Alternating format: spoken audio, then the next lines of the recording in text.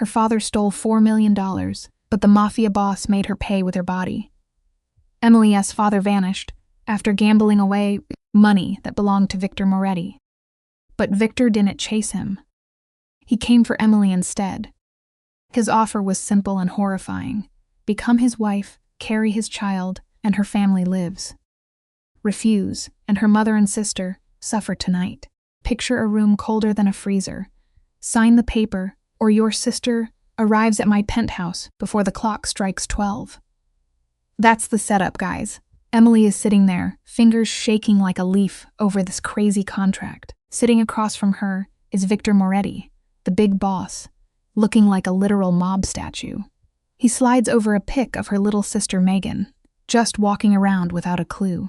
Emily tries to call his bluff, but Victor is all steel.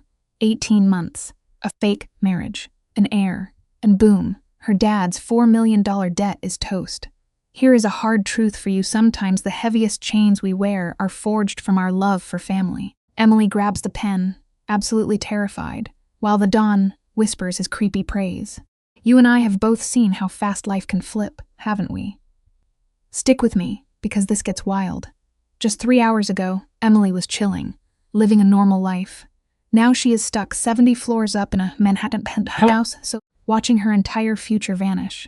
She is practically crying, swearing her dad is just a boring bank manager who goes to church and stays away from the mob. But Victor just leans back. The guy is 65, silver hair, stone-cold face. He doesn't age, he just levels up his mafia power. With one sentence, he drops a nuclear bomb on her reality. Turns out, her precious saint of a father is actually a compulsive gambler and a massive thief. Lesson here? The people you think you know best are usually the ones hiding the darkest secrets. The truth hits like a freight train at midnight. Victor lays out the ultimate betrayal. 6 brutal years of her dad draining the wrong bank accounts. Atlantic City, Las Vegas, sweating through sketchy online poker games at 3 a.m, racking up a mind-blowing $4.2 million in debt. Emily is denying it, but Victor just slaps down the receipts. The mahogany desk is suddenly covered in bank statements, and the numbers are blurring through her tears. Victor's voice doesn't even change pitch. Her dad didn't go to Boston on business. He ran away like a coward, leaving his wife and kids to take the fall. He is hiding in a cheap hotel right now. Remember, actions have consequences, and running from your mistakes only makes the crash worse. Watch how twisted this gets, guys. Victor let the old man run for one brutal reason. He wanted to see the absolute cowardice of a father abandoning his own blood to save his skin. In Victor's mafia world, the rule is law. A father's unpaid sins always drop straight onto the kids. Emily panics, ready to call the cops, but Victor barks at her to sit down, and her knees just give out. Ice cold, he taps his phone and spins the screen around. It is a live video feed. Her sweet, clueless, 17-year-old sister Megan is just walking down the street with her earbuds blasting, completely missing the heavy black sedan stalking her every move. A broken sob rips out of Emily. The lesson? Panic never saves you when the trap is already sprung. There is nothing more terrifying than realizing you are completely boxed in. Emily is begging him to call off his goons, but Victor just slides his phone away like it is nothing. He doesn't just know their names, he practically owns their souls. He lists off their private business like he is reading a grocery receipt. He knows Megan's dream of working with animals. He knows about their mom working late at the grocery store, rationing her insulin because they are so broke. Then he roasts Emily, pointing out she is 22, drowning in rent, and busting her back across 2 jobs. He even knows she skipped a study group tonight. Listen, if you ever think your secrets are safe, remember someone is always watching. A predator knowing your schedule is pure nightmare fuel. The air gets completely sucked right out of the room. Emily is gasping, completely mind-blown at how this mob boss stalked her entire life. For 3 agonizing weeks, while she was freaking out over her missing dad, Victor was watching from the shadows, grading her like an exam. When she asks what this is all for, his answer sends the room spinning. He wants an heir. He stares out over Manhattan like a lonely king, and the tragic backstory drops. 30 years ago, his first wife was taken out by rivals while carrying his kid, all because he got too arrogant. It is a harsh reminder that all the money and power in the world mean absolutely zero if you end up completely alone. He learned the hard way, and now he is making Emily pay for his second chance. For 3 decades, the Don built a massive empire, but what good is a castle with no family inside? Emily is fighting tears and actually tells this terrifying mafia boss to go buy a dog. That gives him a tiny smirk, but he doesn't want a pet. He wants a legacy. He is way too old for romance and totally done with the scheming, backstabbing women in his circle. He wants a clean, dry transaction, a marriage, a pregnancy, and a healthy kid to take over his throne. In exchange, her dad's massive debt is gone. Her sick mom gets a paid-off house, and the sister's vet school is fully covered. Life teaches us that everyone has a price, and Victor just found hers. He is buying her future using the only leverage she can never ignore: the safety of the people she loves. Look at how this crazy deal breaks down, guys. The offers just keep stacking up like bricks of gold. He promises to wipe her student loans and set up a massive trust fund just for her. The catch? 18 months total. 6 months to get pregnant, 9 to carry the kid, and 3 to bounce back. After that, she walks. But the baby stays with the Don. No negotiations. Emily is losing her mind, calling it straight-up human trafficking. But for Victor, this is Tuesday.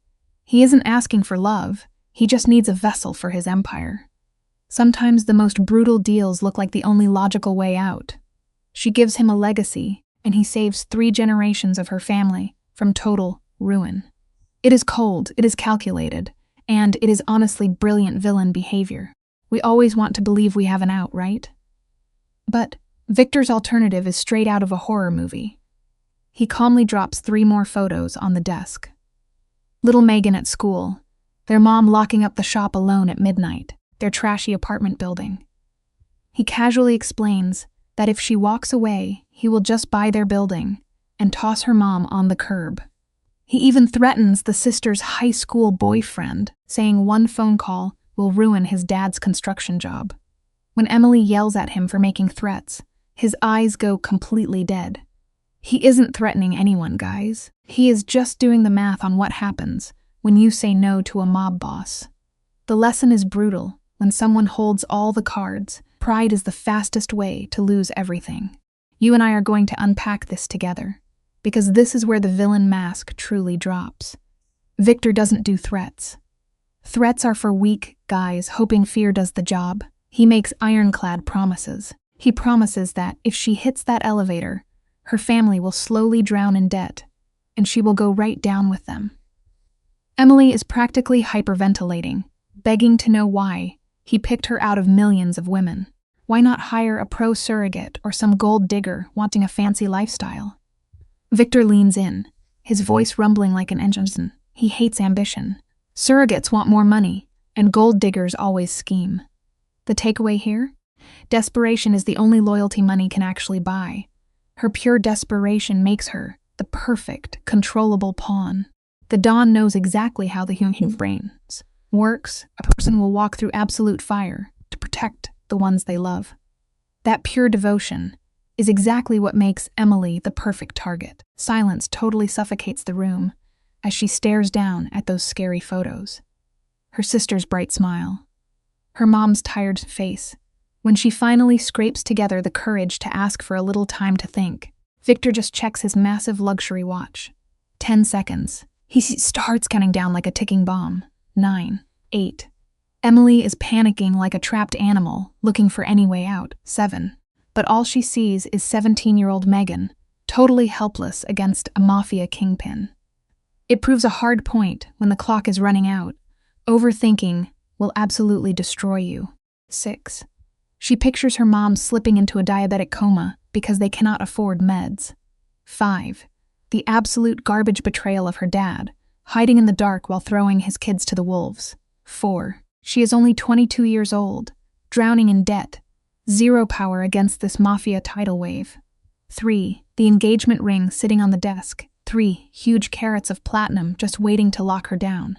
2. She looks into Victor's eyes and realizes he will crush her family and sleep like a baby tonight. 1. The word practically rips out of her throat. Yes. She chokes on her own defeat as Victor gives this tiny, satisfied nod. Her hands are shaking violently as she demands it all in writing. Lesson learned: sometimes survival means shaking hands with the devil himself. So check this out. Emily was not playing games.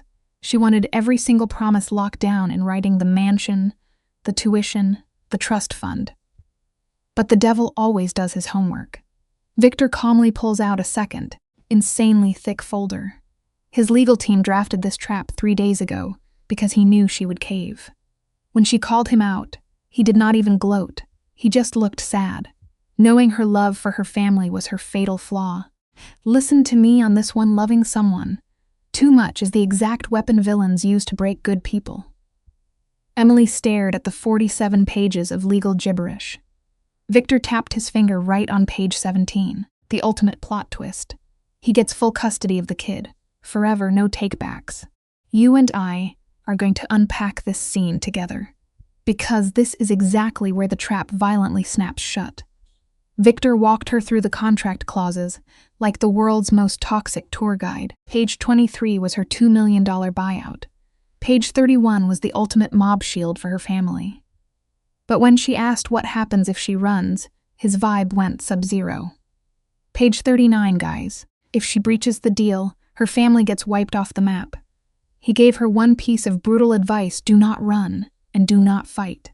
Give him 18 months and she survives. Sometimes, knowing when to surrender is the only real way to stay alive in a rigged game. Emily grabbed the heavy pen, her hands shaking like crazy. The wedding was happening in 6 days. Game completely over. A dress fitting tomorrow, and a wedding in under a week. The absolute insanity of this timeline had Emily losing her mind. Victor just stood up, totally blocking out the light. At 65 years old, this Mafia don had zero time for a romantic engagement era. It was the ultimate boss move: sign away her future, or walk out and watch her family burn. She stared at that dotted line like it was poison, but then she remembered her little sister's laugh and her mom's tired hugs. Family will always make you do the craziest things because true loyalty requires total sacrifice. That thought pushed the pen down. She signed her soul over. Victor checked the ink and welcomed her to the family. She snapped back that she was just a rented incubator. He just smiled with absolute ice. Whatever helps you survive the night. Let us step right into this freezing room together, you and I, Marco. Bo, an enforcer, built like a literal brick wall, grabbed Emily by the elbow. It was not violent, but a heavy reminder that she was completely trapped. Right before she hit the door, Victor's voice cut through the air. He looked at her with zero emotion and straight up admitted he was a monster. He told her he had done things that would rot a normal soul, but he never breaks a promise. Give him an heir, and she walks away filthy rich. Cross him, and she finds out what happens to rats. Emily was shaking, asking if that was supposed to make her feel better. Victor just stared out the window and said it was just to clarify the rules. Honestly, sometimes, the most brutal, messed up honesty is the only compass you get when you are walking in the dark. The next morning was an absolute nightmare. Marco marched her down a silent hallway that looked like a fancy museum. Except it was packed with guards holding heavy artillery. Her brand new prison was insane. Marco shoved open a massive door at the end of the hall. Guys, this bedroom was bigger than her entire apartment. We are talking a huge bed, a massive bathroom, and a closet stuffed with clothes bought by complete strangers. Marco pointed to the wall, telling her there is a panic button. Hit it, and 20 armed guys will breach the room. He warned her not to touch it unless she was literally dying. Emily was terrified, asking what happens if she wants to leave. Marco deadpanned that she simply cannot. Never forget this: a golden cage is still a cage, no matter how shiny the bars are. There was zero cruelty in Marco's voice, just the crushing weight of pure reality. He rattled off the rules like a machine doors lock from the outside. Windows are bolted shut. If she tries to hurt herself, they stop her. If she tries to take out the boss, they they stop her faster. This is not a resort. Emily was basically suffocating and begged to call her family. Marco completely shot that down. He pulled out her phone, warning her that every single word is monitored. If she spills the truth, the deal is dead and her mom is homeless by sunset. Emily choked back tears and asked what the fake story was. Marco replied, it was a secret romance that started at an art gallery. Honestly, sometimes life forces us to tell the most painful lies just to keep our loved ones safe from the monsters. Look at this absolute madness, guys. Marco is standing there like a Hollywood director, forcing Emily to memorize this fake romance script. He tells her she is madly in love, the whole fairy tale package. Emily is terrified, her voice cracking as she tells him her family is never going to buy this garbage. But Marco just stares her down, tells her to make them believe it, and locks her inside. The click of that lock sounds like a literal gunshot. Then, her phone buzzes. It is her sister checking in. Before Emily can even panic, boom, a text from an unknown number drops. It is V, telling her exactly what lie to text back. You know, sometimes we do not realize we are trapped in a twisted game until someone else is already moving our pieces on the board. She can literally feel the hidden cameras burning a hole into her soul right now. With shaking hands, Emily fires off the fake study excuse to her sister Megan. But Megan replies with a total gut punch. She says their mom is making lasagna for dinner tomorrow. The floodgates open, and Emily starts bawling. Lasagna was her mom's ultimate comfort food, and Emily knows she is never sitting at that dinner table again. Her old life is officially deleted. In exactly 6 days, she becomes Mrs. Victor Moretti, and the girl she used to be is gone forever. She just curls up on those expensive silk sheets and cries it out. It is a harsh reality check, right? The heaviest kind of grief is having to mourn your own life while you are still desperately breathing inside of it. Emily refuses to change her clothes because getting comfortable means accepting this nightmare is real. She passes out at 4 a.m, dreaming of fire and crying relatives. But morning hits her like a freight train of forced normality. At 8 sharp, Maria walks in. She is an older maid with a practiced smile who has definitely seen the mob break people before. Maria sweetly says Mr. Moretti sent her to prepare the bride. Emily rubs her exhausted eyes. Prepare for what exactly? Oh, just a relentless schedule of designer fittings, ruthless lawyers, and fake dinners. It goes to show you that a total life collapse does not always start with a massive explosion. Sometimes disaster politely knocks on your door, holding a daily itinerary. Maria does not even flinch. Her friendly smile is bulletproof. Emily is begging, her voice shaking as she says she just wants to go home. But Maria rips open the massive closet doors and drops the hammer. She calmly tells her this is home now. Maria starts happily picking out clothes, while Emily screams on the inside. She wants to smash every mirror and bolt, but she shuts down instead. She lets the maid dress her like a lifeless doll, realizing she is just another shiny toy in the boss's collection. Then comes breakfast, and the vibe is absolute zero. Victor is sitting at a massive table, reading the news. He does not even look up. He just commands her to sit down. Here is a truth to remember. When you are entirely powerless, survival often means letting the enemy pull your strings until you find a knife.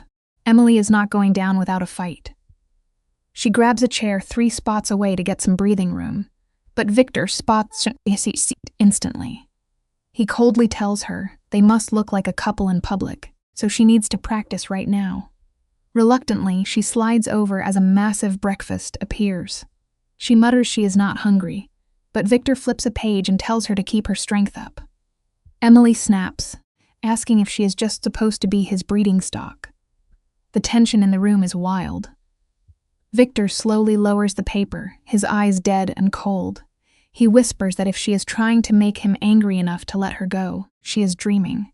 Defiance looks cool in the movies, but in real life, playing with that kind of fire will usually just burn your own hands down to the bone.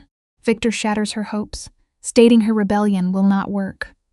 He does not care if she hates his guts, because hate makes people predictable. He tells her to keep hating him, but to do it while chewing her food. Brutal, right? Emily gives up and takes a bite, but the food tastes like ash.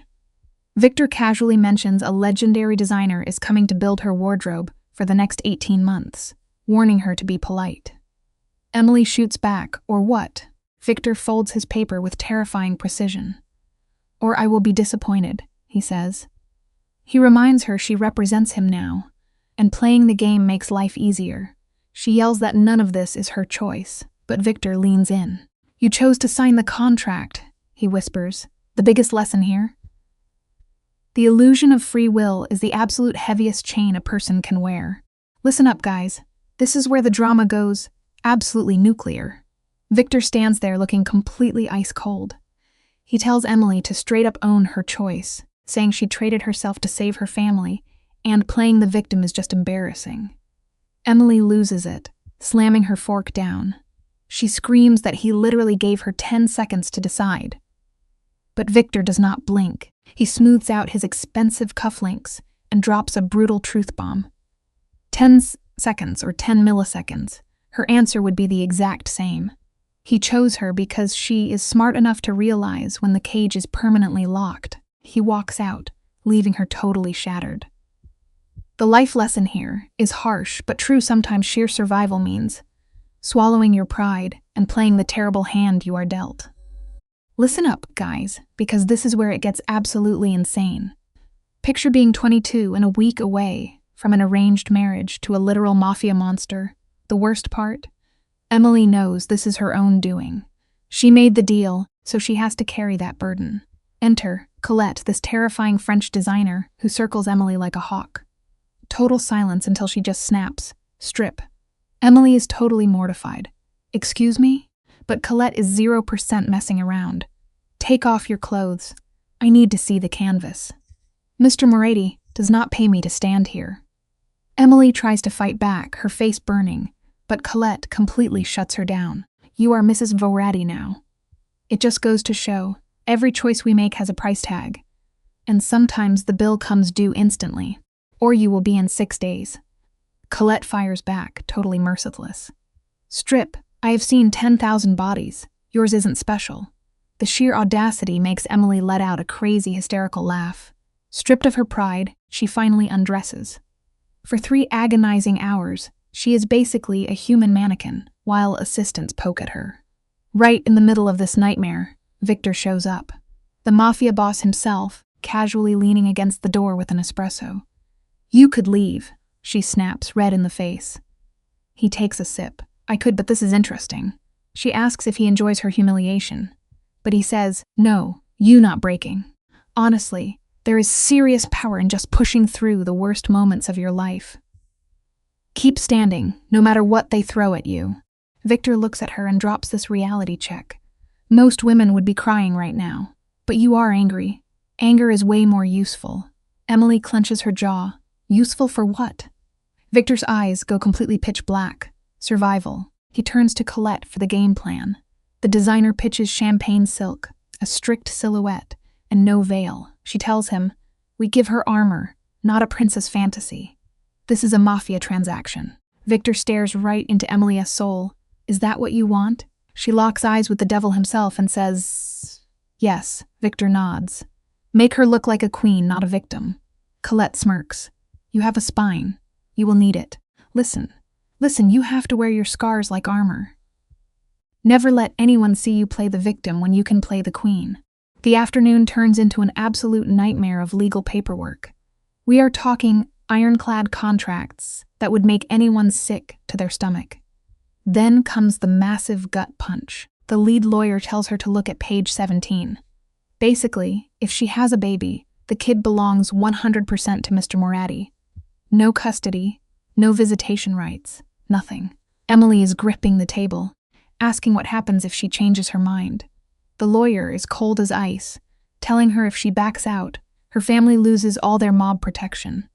Absolute panic hits her. She realizes she will give birth and never see her baby again.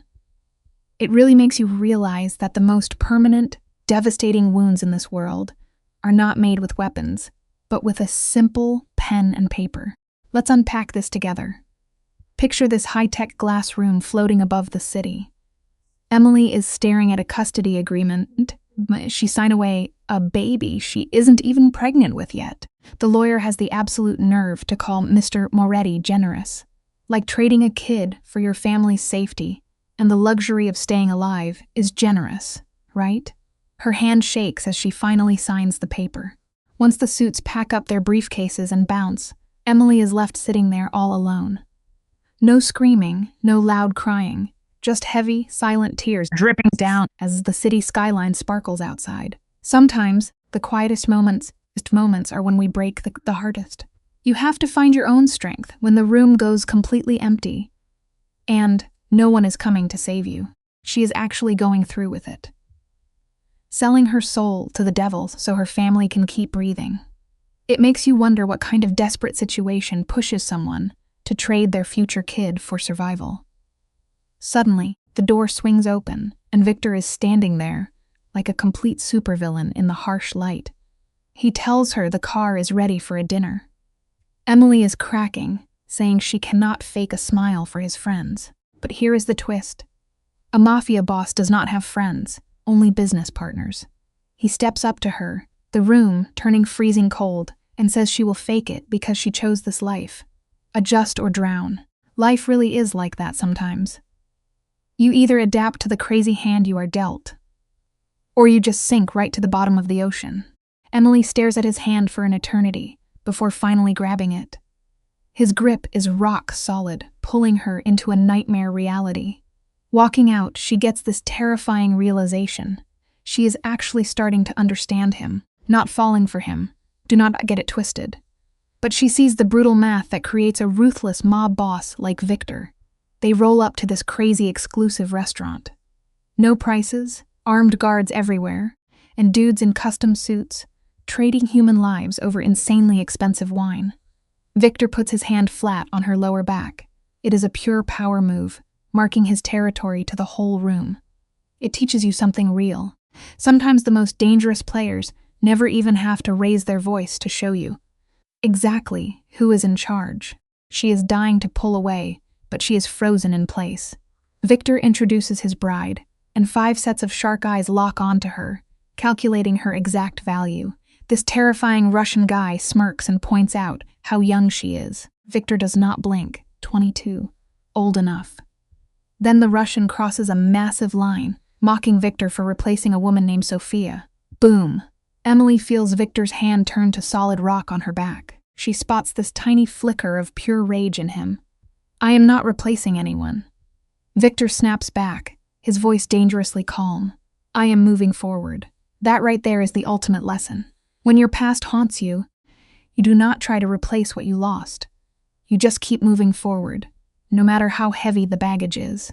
You and I both know what pure panic tastes like, right? It is like copper in your mouth. They are pouring this expensive wine, but Emily cannot eat. This older mafia don, named Carlo, leans in, noticing how terrified she is. Victor brushes it off, smooth as butter, saying she is just adjusting. But Carlo is a bloodhound. He wants to know exactly how a college kid hooks up with a ghost like Victor. Emily freezes. Under the table, Victor grabs her hand and squeezes hard. It is a direct order to step up. She clears her throat and spits out the fake backstory about a romantic meeting at an art gallery. Carlo raises an eyebrow, totally smelling the blood in the water. Word of advice. If you ever have to bluff your way through a dangerous room, fully commit to the character. Emily forces herself to look Carlo dead in the eyes and says Victor was very persistent. The whole table erupts into this dark, knowing laughter. The Russian echoes the word, laughing because they all know Victor destroys anyone who stands in his way. Emily is literally sick to her stomach. Meanwhile, Victor is slowly tracing circles on her palm with his thumb. Is he trying to comfort her, or is it a silent threat to stay quiet? It is impossible to tell. Victor smoothly changes the subject, dropping the news that the wedding is this Saturday. Super low-key, family only. Carlo plays the victim, acting all hurt and demanding an invite. Victor deflects, promising a big party later. Always remember to trust your instincts. If the room feels completely toxic, it absolutely is. Carlo pushes his luck, asking if adjusting is the new word for being a hostage. Instantly, the room turns freezing cold. Victor drops his voice to a deadly whisper and tells him to drop it. Carlo throws his hands up, realizing he stepped on a landmine. The rest of the dinner is a blur of Mafia talk about shipping routes and blood money, treating Emily like a ghost. But Victor never let go of her hand. It is a burning reminder that he owns her now. Finally, they get back to the car. Emily's face hurts from faking smiles. The second the doors shut, she violently yanks her hand away and snaps at him to never touch her again. Victor just stares out the dark window. Lesson learned. Setting boundaries is important, but you have to secure the power to back them up first. Victor's voice is totally dead as he tells her, "In public, you are mine. Get used to it." Emily is shaking. She snaps back that everyone in that room knew they were faking it. Victor casually fixes his cuffs and says, "Of course they knew." In the Mafia underworld, everybody knows who is holding the knife and who is bleeding out. He drops the ultimate plot twist. The dinner was not to trick them. It was a test to see if she would crack. He looks right at her and says her art gallery lie sounded like a cheap movie script. He demands she makes it believable. If she shows weakness, they will both end up in a coffin. Real talk, folks. If you step into a dangerous game, you cannot half-step. You have to play the part like your survival absolutely depends on it. He looks her dead in the eyes and says her family safety rides entirely on how well she acts. Emily is glaring at this monster, and she straight up tells him, "I hate you." Victor does not flinch. He stares out at the city light, says, "Good. Hate is honest. I can work with honesty." Absolute chills, right? Back at the penthouse, she sprints to her bedroom, locking the door before collapsing. Suddenly, her phone buzzes. It is a text from her mom asking if she is okay. Emily stares at the screen. How do you even tell your mom you sold your soul to a mob boss to keep her alive? She types back that everything is completely fine. Sometimes, the ultimate sacrifices we make for the people we love are the ones we have to keep entirely to ourselves. Emily is trapped in the ultimate gilded cage. Guys. She texts her mom a total lie, but our Mafia boss Victor texts her from an unknown number to correct her spelling. He literally tells her to downgrade the word great to good just to sell the lie. Plot twist of the century. She absolutely yeets her phone at the wall and screams into her pillow.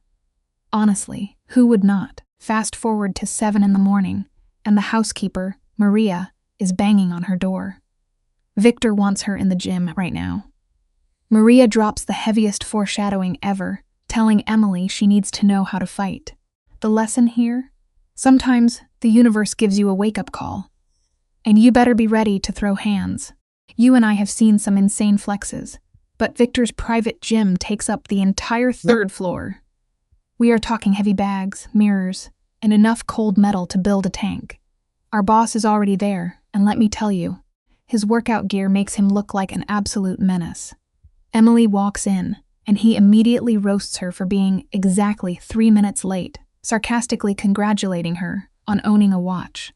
Absolute savage. He barks at her to get changed into the gear waiting in her locker. Take note, guys. Punctuality is everything. If you are going to survive in a den of wolves, showing up on time is the very first test of respect. You cannot afford to fail. Victor steps onto the mat, dropping absolute Mafia truth bombs. He tells her that in his dark world, weakness equals a game over, and he is going to teach her how to survive. In his twisted mind, she is his property now, and the Don protects his investments at all costs. The reality check here is brutal, but true. You simply cannot rely on someone else to save you.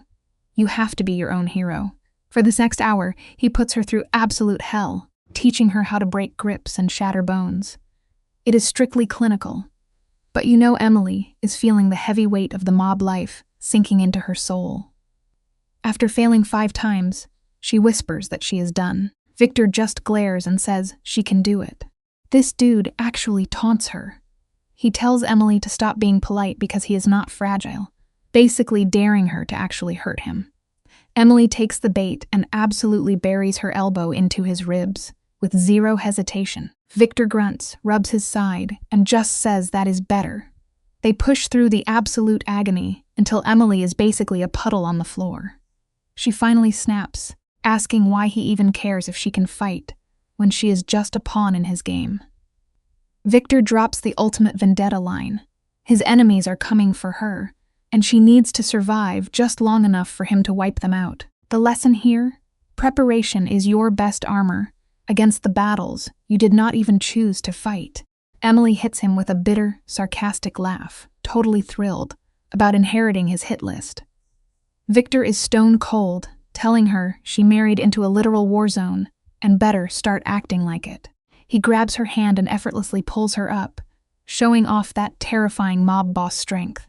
Suddenly, they are inches apart, and the tension is absolutely wild. He looks right into her soul and tells her she is stronger than she realizes. When she denies it, Victor hits us with some deep wisdom. Strength is not a magical feeling you wake up with. It is a choice you make every single day when you decide not to quit. Then he immediately flips back to boss mode, ordering her to shower because the wedding planner is waiting. Let us take a quick breather and look at how absurd normal life feels when you are trapped in a mafia thriller. Enter Rose, the most energetic wedding planner ever, hyping up this winter wedding and acting shocked that the big bad Don is finally tying the knot. Victor is literally a brick wall, demanding zero circus vibes. Rose pushes for classic white orchids, but Emily completely shuts it down. No white. Rose is super confused, but Emily stares right into Victor's soul and demands champagne instead. And plot twist, Victor actually backs her up, ordering everything in champagne and gold. Sometimes you just have to stand your ground on the little things to prove you still have a voice in your own life. Rose completely folds and pretends to love the new color scheme because nobody argues with the mob. For 2 agonizing hours, they debate seating charts while Emily just spaces out. This is not a fairy tale romance, guys. This is a cold, hard business deal, wrapped in expensive silk. Once the planner finally bails, Emily tries to make a quick exit, but Victor orders her to sit. He pours a neat scotch and tells her she is doing well. Emily snaps back that she is just surviving. Victor, without missing a beat, says that in his dark world, surviving and doing well are the exact same thing. It goes to show that survival is the ultimate victory when the deck is stacked entirely against you. Here is where the backstory drops, and it is heavy. Victor gets dangerously quiet and reveals his own father basically sold him to the Mafia at 19 to pay off a massive debt. He caught his first body at 20. Emily is totally mind-blown that he is comparing his violent rise to power to her forced marriage. But Victor stares her down with ice in his veins and says he knows all about cages. He just learned how to build a bigger one. He drops a harsh truth bomb on her, right then and there. If you cannot escape the game, you have to learn how to play it and win. He promises that if she learns his brutal world, she will walk away in 18 months with massive power, not just a paycheck. Victor promises her ultimate mafia connections, but Emily is crying, begging for her old life back. Victor goes absolutely savage here, guys. He tells her that old life is completely dead and buried the second she signed that contract. He tells her not to waste time praying for a resurrection that is never coming. She calls him a literal monster to his face. And Victor, he just agrees. But he reminds her he is the only monster keeping her family safe from a dozen worse nightmares. The harsh reality of life is that sometimes you have to ally with the devil you know to survive the ones you do not. Then, with zero hesitation, he orders her to wear the navy dress for a dinner with a corrupt United States senator. You and I are about to see just how corrupt this whole system really is. Emily asks how deep the criminal ties go, and Victor basically tells her she is about to get a masterclass in real-world ugliness. Cut to dinner, and she is sitting next to him in that navy dress, watching powerful politicians casually mix legal policies with massive illegal payoffs. The harsh lesson here is that the real world does not always play by the rules we are taught, and ignorance will never protect you. The underworld runs on pure power, and she is about to marry the man pulling all the strings. Fast forward to just 20 4 hours before the wedding, and this sheer pressure completely shatters her in a full-blown panic attack. Blinded by absolute terror over tomorrow, Emily slams her hand right onto the room's panic button. 20 seconds flat, and a squad of heavily armed guards breaches the room, ready for a full shootout. Victor is right behind them, instantly reads the room, and barks at them to get out. He slides to the floor next to Emily, who is hyperventilating out of her mind. He tells her to breathe, totally calm and collected. Emily is spiraling, crying that she cannot marry him or have his kid. Vic grabs her shoulders, literally grounding her in reality. When everything feels like it is falling apart, finding one steady anchor can pull you back from the edge. He tells her this panic is normal and breathes with her. Victor holds his breath and slowly exhales, guiding Emily through the absolute chaos in her mind. 10 agonizing breaths later, the panic finally drains away, leaving her totally exhausted. She whispers that she is not ready for this. Victor drops Shia's legendary quote, telling her that nobody is ever ready for the things that break them, but she will survive, because she is stronger than the fear. He points out she could have run a dozen times, but she stayed, proving her ultimate survival instinct. When she asks if he ever feels guilt, he admits he feels it every single day. But here is the ultimate life lesson to take away, guys. Guilt changes absolutely nothing. You have to acknowledge your past, own it, and keep moving forward. Emily looks at this boss who just bought her future and calls him straight up psychotic. Victor just smooths it over, calling it effective. The tension here is insane. She drops the heaviest question possible, asking if he will force himself on her during their wedding night. Victor goes rigid. He tells her he might be a ruthless mobster, but he is no monster. He claims it will be her choice, no matter how long it takes. But wait for the twist. If she never chooses him, he coldly says they will just use medicine to get an heir. Boom. Pure manipulation. He leaves her alone in the dark, staring at that massive diamond. And you know what? Sometimes the smartest thing you can do when you are completely trapped is to stop fighting the cage and just focus on surviving the night. You and I have probably seen some awkward weddings, right? But this one feels like an actual funeral. The setup is stunning, which Emily absolutely hates. It is super exclusive with just 20 dangerous mobsters from Victor's crew. Nobody from Emily's past is there, because how do you explain this insane bargain? She looks like a total queen in her champagne silk dress, stepping up to marry the underworld king, but inside, she feels like a prisoner walking the Green Mile. Victor waits at the altar looking sharp in his tuxedo, his face locked down like a vault. She walks down that aisle alone, carrying the massive weight of this dark deal. It is a brutal reminder that the most beautiful things in life are often the most dangerous, and appearances can be completely deceiving. Victor grabs her hand at the altar, and guys, his grip is shockingly warm compared to the freezing reality of this Mafia wedding. The priest rambles about true love, which is wild because this is basically a hostage situation. Victor says his vows with total authority. But when it is Emily's turn, she completely chokes. The room starts spinning. Then Victor hits her with a science-firm squeeze of her hand. A dangerous warning to get it together. She whispers her vows, and it is a done deal. He pulls her in for a kiss that is strictly professional, but the shockwave still rattles her to the core. The mobsters clap, but it is really the sound of a trap snapping shut. The ultimate lesson here? A single promise can erase your old life forever, and there is no turning back. The reception is an absolute nightmare. Emily is surrounded by dangerous mobsters, while their wives glare at her with pure jealousy. One lady covered in diamonds tells Emily how lucky she is to bag the biggest boss on the coast. Emily flashes a fake smile while Victor hovers, his hand planted firmly on her back. During the cake cutting, he feeds her a bite and whispers a chilling reminder smile. Because the cameras are rolling, they are performing a masterclass in deception. By midnight, the party clears out. Victor marches her upstairs, straight past her room, and opens his own door. He drops the hammer, telling her she is sleeping in his bed tonight, and nothing else. Setting boundaries is vital, folks. You always need to know the rules of the dangerous game you are playing. You and I are about to see how awkward a Mafia wedding night gets.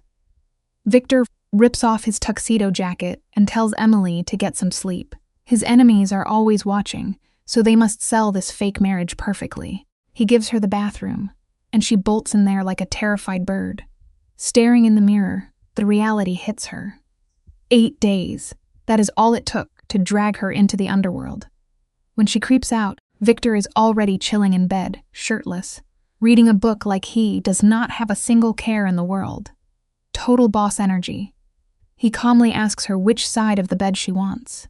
She nervously whispers for the left side, and he tells her to take it. The lesson here? In a world of absolute chaos, staying completely unbothered is your ultimate power move. Victor casually turns his page, acting so chillingly calm it is crazy. He promises he does not snore or steal covers. Emily crawls onto that mattress like it is a landmine, clinging to the absolute edge. Guys, even from over there, she can feel the intense heat rolling off him. She is freezing up. Victor notices her panic and tells her to breathe, promising she is safe tonight. When she asks how he can be so calm, he drops a wild flex, saying he has slept next to plenty of beautiful women and knows self-control. When she argues she is not beautiful, he shuts it down, calling it a fact and telling her not to fish for compliments. Absolutely savage. He kills the lights, leaving them in total darkness. The lesson? Rock-solid confidence will always disarm a panicked mind. Victor mutters goodnight, and Emily lies in the dark, wide awake for hours. She listens to the breathing of this brutal mob boss who is now her husband. Right before she passes out, she realizes something terrifying. Lying next to this dangerous predator, she actually feels safe. That is a massive plot twist, guys. Fast forward to morning, and Emily jolts awake in pure panic. Why? Victor has his heavy arm draped right across her waist. His solid chest is pressed against her back, like they have been married for decades. She completely freezes up. He wakes up, whispering right into her hair, and she can barely squeak out the words to tell him he is touching her. The lesson here: our minds will always find a way to adapt to the most chaotic situations just to survive. You and I know exactly how the dark plays tricks on people, right? Victor's deep voice slices through the silence. He casually tells her that she rolled into him and he just did not push her away. Then he teases her, saying she is apparently a cuddler. Emily is absolutely mortified. She scrambles away, and the big bad wolf just lets her go. He sits up, looking flawless, and switches straight to boss mode. He barks out the scheduled breakfast in 30. Italian lessons at 9, because she is a Moretti now. She argues that she went to college, but he brutally shoots her down. He tells her art history is totally useless in the underworld. Now, she must learn real power. The lesson? Your past credentials mean absolutely nothing when you step into a deadly new battlefield. Victor says she needs to learn how to read a room before someone puts a bullet in her and just walks out. Emily is left staring at the spot where this mobster was sleeping. She actually touches the warm sheets, then yanks her hand back like she got burned. She is questioning her own sanity. Fast forward 3 weeks, and her life is a crazy Mafia boot camp. We are talking brutal morning workouts with Victor and exhausting afternoons learning Italian, high finance, and the fake art these criminals buy. Her nights are packed with shady politicians and cutthroat mobsters. But the wildest part? Every single night, she still goes back to sleep in his bed. The lesson here is wild. If you repeat a terrifying routine long enough, it slowly starts to feel completely normal. The craziest twist here: Victor never tries to touch her. He shares the bed like this hostage marriage is normal, and Emily hates that she is getting used to it. One morning, sipping espresso, he mentions her Italian accent is improving. She snaps back, but Victor smoothly says he always knew she was smart. Then he drops the mission brief. They are going to the opera, and she must wear the emerald dress. When she argues, he hits her with a massive reality check. This is not about the music. They are crashing the opera to close a $30 million weapons deal. The singing is just background noise for selling guns. He is turning high-class art into a literal war zone. The lesson? Never trust a beautiful surface, because dirty money is usually hiding right underneath it. Victor sets his cup down saying, "Nowhere is off limits." Then he drops a massive bombshell. A famous politician will be at the opera, but it is actually the guy's mistress who pulls the strings. Emily is stunned that a secret girlfriend dictates public policy. Victor sighs and drops a major truth bomb. The people you see on television are just puppets, and real power always moves in the shadows. You and I know he is totally right. Emily is realizing this glamorous lifestyle is completely rigged. Every charity event washes dirty money, and every polite smile hides a weapon. The empire looks gorgeous on the outside, but it is rotten inside. The lesson here: power is an illusion, and the true bosses are never the ones standing on the main stage. Just when Emily thinks she is adjusting, the maid drops absolutely terrifying news. Emily's innocent sister just called the Mafia house. Emily's heart completely flatlines. We all know that horrible, sinking feeling when your past crashes into your messy present. She panics, demanding to know what the maid told her. Maria used a fake honeymoon excuse, but the sister wants to meet the new husband. Emily spins to Victor, begging him to keep her sister away, but the mob boss does not even blink. He coldly orders her to bring the sister over for lunch. Emily is shaking, terrified of dragging her family into this bloody nightmare. Victor just stares with ice-cold confidence, claiming the sister will only see a rich husband. Quick life lesson: the biggest lies we ever tell are usually to protect the people we love. Victor hits her with the ultimate boss test. Can she lie to her own sister's face? You guys, Victor is not playing games here. He hits her with the coldest reality check Saturday. At noon, they play the perfect, boring married couple for her sister. Or else, and he drops this absolute bomb, if the sister gets suspicious, they have a different conversation about what she knows. Major red flag, right? By Saturday morning, Emily is practically glitching out. She changes outfits 4 times, slapping on this terrifying plastic smile. When the doorbell actually rings, her hands are shaking so bad, Victor literally has to trap them in his giant mobster paws and tell her to breathe. Look, life lesson time: when you make a deal with the devil, you do not get to choose the dress code. Victor tells her she married a wonderful guy, and to just fake it for 2 hours. Emily is totally spiraling, whispering that she cannot do it, but Victor drops his voice to that absolute supervillain level and tells her she has to, because if she does not, her sister becomes a liability. And mafia bosses? Yeah, they do not keep liabilities around. The threat is loud and clear. Emily opens the door, and boom, there is Megan, 17, totally innocent, wearing a college sweater. She attacks Emily with a massive hug, screaming about how their mom is losing her mind, because Emily has been missing in action for a solid month. Honestly, The lesson here is simple. Running from your problems usually just drags your family right into them. Listen, Megan is grilling her, asking why she completely ghosted everyone.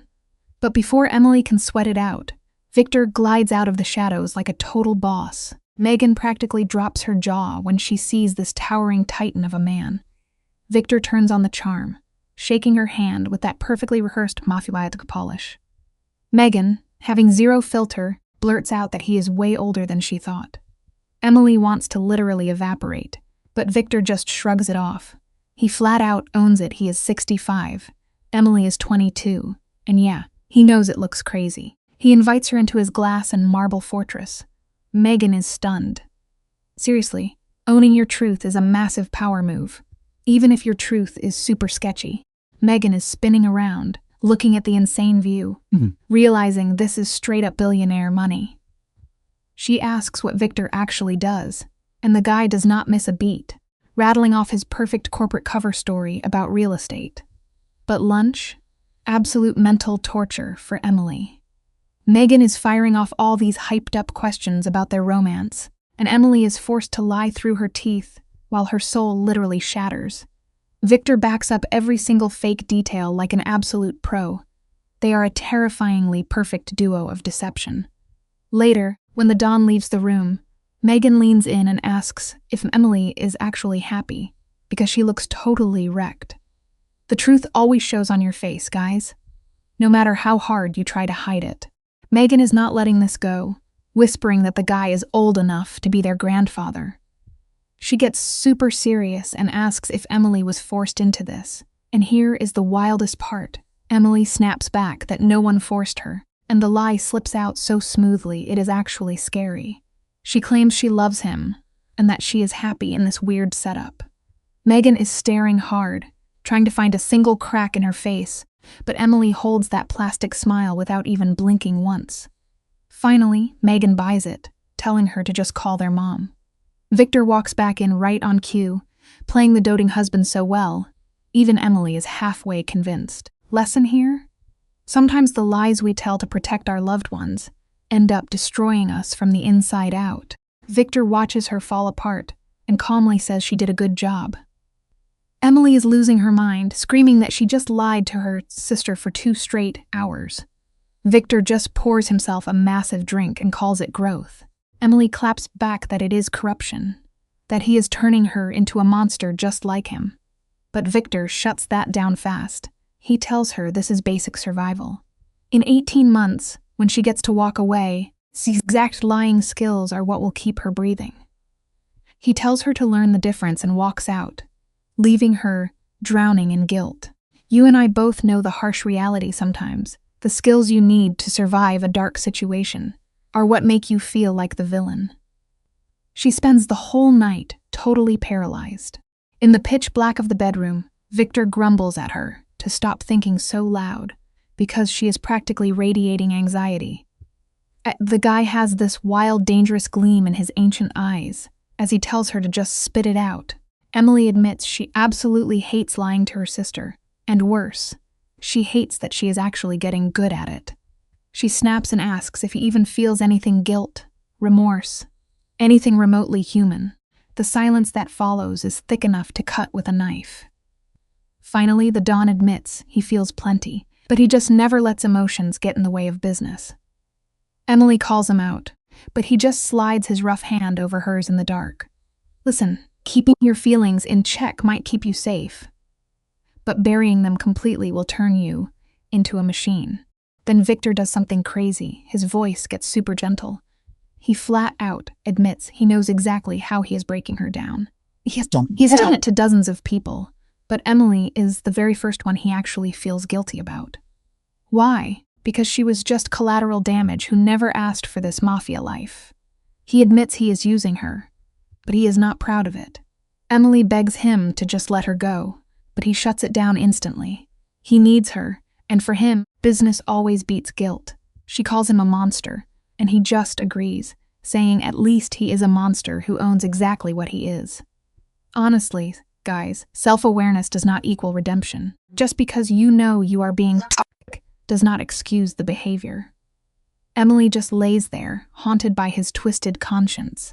You and I really need to unpack this. Does a villain get a free pass just because he is honest about his crimes? Not a chance. But it showed Emily he was actually human, which made him so much harder to hate. Fast forward 3 weeks, and their whole dynamic completely shatters. Emily wakes up feeling like absolute garbage. The room is spinning, and she is looking totally green. Victor takes one look at her and instantly orders his team to call their private mob doctor. Emily tries to stand up, but her legs just give out. Victor dashes across the room, catching her before she hits the floor, his voice cracking with real panic. While the doctor checks her out, this untouchable crime boss is pacing the hallway. The biggest lesson? Nobody is immune to fear when they finally have something to lose. Picture this absolute insanity. 20 minutes of brutal silence, and then Dr. Russo walks back in and drops the ultimate bomb. Emily is pregnant. Emily feels the entire room collapse. Beside her, the great Mafia Don looks like he just saw a ghost, his face totally frozen in pure shock. He demands to know if the doctor is certain. 8 weeks, the doctor confirms. That means this was not some cold, clinical arrangement. This happened naturally. Even though they were fighting this massive mental war, their bodies were seeking comfort in the dark. It just goes to show you can lie to everyone around you, but you can never really lie to yourself. When Victor finally speaks through the deafening silence, Emily slowly looks up, completely terrified of what happens next. Victor is staring blankly like a total stone wall, but his hands, these lethal hands that have taken out countless rivals, are literally shaking. Emily asks if he is okay, which is hilarious because absolutely nothing is okay. The boss completely collapses onto the bed. He whispers that he thought he was ready, but he totally is not. His voice is raw, cracking under decades of buried trauma. 30 years ago, his first wife was taken out by rivals while pregnant, and he could not stop it. Looking at Emily, that massive failure is choking him all over again. Life lesson alert. Time does not heal everything. Sometimes it just teaches you how to carry the weight. Emily is staring at pure terror in a monster's eyes. Then he snaps out of it, swearing history will not repeat itself. Marco hits that doorway in under a second. Instantly, Victor shifts from a broken man into a ruthless warlord, gearing up for a massive bloodbath. He starts barking orders: triple the security detail, install bulletproof glass everywhere, and build a panic room by Friday. His rule? Anyone stepping close without clearance gets dropped immediately. Emily shrinks back, terrified, telling him he is scaring her. Victor just looks at her with those dead eyes and says it is good that she is scared. Because now she is carrying the only thing he actually values, making her the ultimate target. Over the next month, his fear turns into this wild, suffocating obsession. Guys, we have to remember this. We often confuse extreme control with care. But a cage built out of obsessive love is still a cage. Listen, guys, the paranoia is off the charts. 4 heavy hitters shadowing her every move, and cameras in every corner, like a maximum security facility. Victor completely abandoned his downtown empire, just to breathe the same air as her. Even asleep, his hand is locked onto her stomach, like a shield. You and I know that kind of grip, right? The kind that tries to protect you, but ends up stealing your air. Emily finally snaps, yelling that he is suffocating her over a simple denied trip to the bookstore. He tells her to just use the roof garden. She argues nothing will ever satisfy his insane security checks. Victor stops typing, looks dead at her, and drops his voice. He says she is exactly right. The wolves are circling, and they know about the baby. The simple truth here? Sometimes those who hold us the tightest are just the most terrified of losing us. People always talk, he tells her, shutting his laptop with a click that sounds like a gavel. He drops the heavy lore on her. Isabella, a ruthless widow, running half the narcotics in New York, has been running her mouth at a fancy gala. She is spreading rumors that the great Victor Moretti finally has a fatal weakness. His young wife is carrying his heir. Emily feels the blood freeze in her veins as the terrible reality hits her. She is no longer just a person in this mafia game. She is pure leverage now. Victor orders her not to leave the building until he neutralizes the threat, his voice completely dead of warmth. When she asks how long that will take, his answer gives you chills. However long it takes, he says. It is a tough lesson, guys. In any brutal game of power, it is always the innocent who end up becoming the currency of war. For 2 brutal weeks, Emily is basically a fragile bird, locked inside a massive golden cage. That penthouse feels smaller every single day. Her body starts going through the absolute ringer. We are talking terrible morning sickness and bone-deep exhaustion. And Victor misses absolutely nothing. You need to eat more, he demands at the dinner table, refusing to look away until she finishes her plate. Every night, he is reading medical textbooks out loud, studying fetal development, like a guy gearing up for a major war. She whispers that he knows he is not the one carrying this baby. I know, he mutters, finally dropping his guard, but I have to understand what is happening to you. Here is something to think about. The most secure prisons in this world are often built from desperate, suffocating affection. Love can trap you just as much as it saves you. Did you know the baby already has fingerprints? Victor asks, flipping the page of his textbook. I am thorough, not a nerd, he claps back with a tiny smile. But nothing in those heavy books could have prepared this mafia boss for the ultrasound. Emily is lying quietly on the table while Dr. Russo does her thing. Victor is gripping her hand so hard, his iron grip totally betrays his internal panic. And then, boom, a rapid rhythmic thumping fills the quiet room, fast, defiant, and completely undeniable. For one shattered second, the ruthless mob boss completely crumbles into pieces.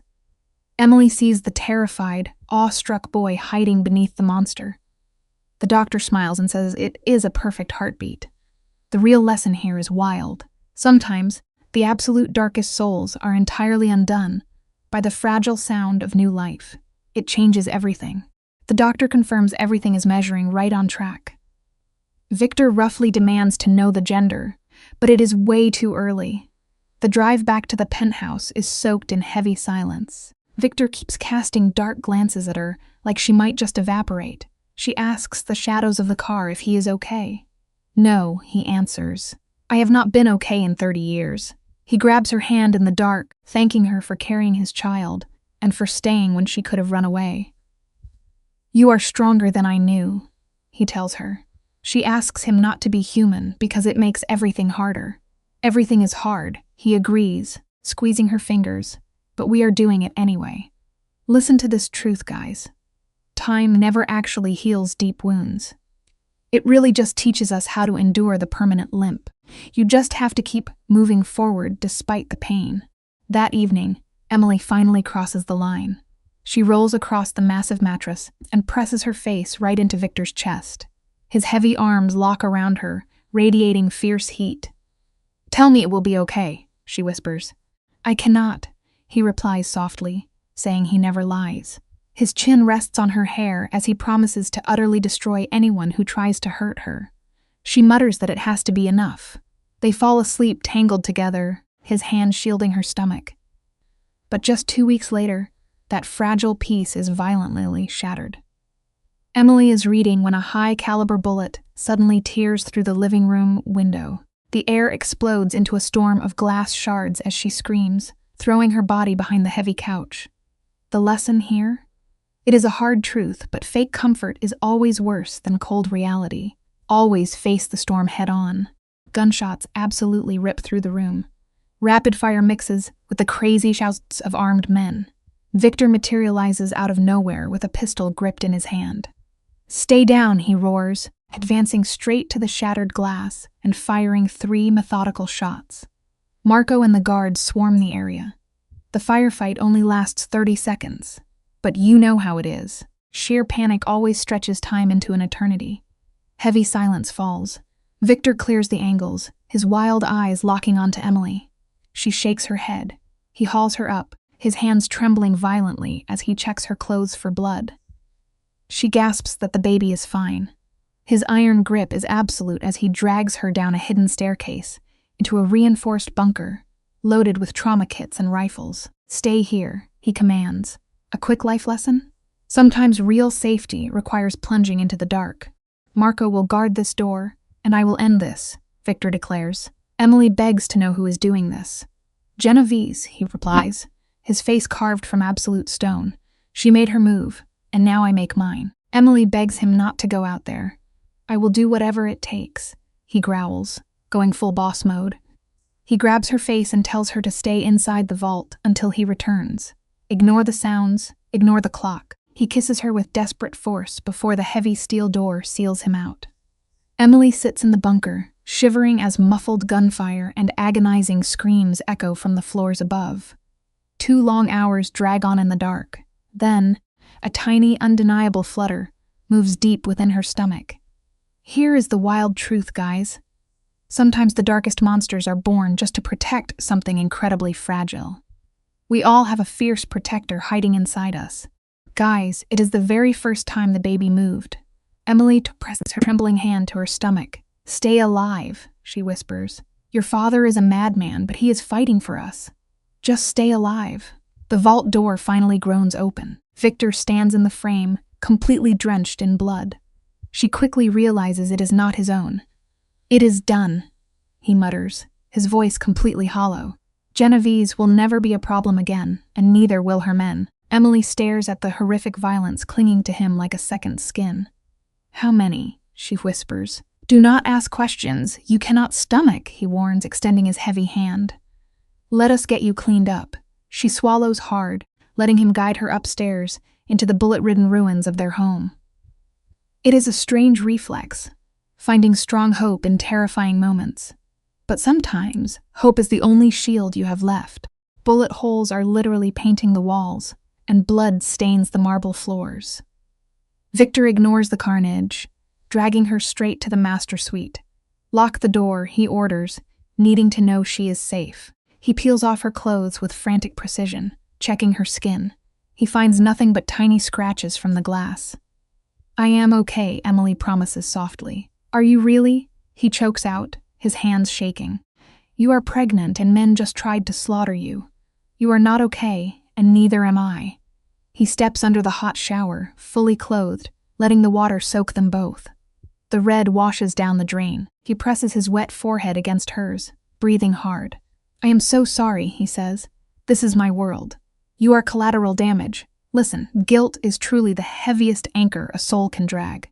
You have to learn to forgive yourself before it sinks you completely." Emily cradles his face with her wet hands. "Just stop," she whispers.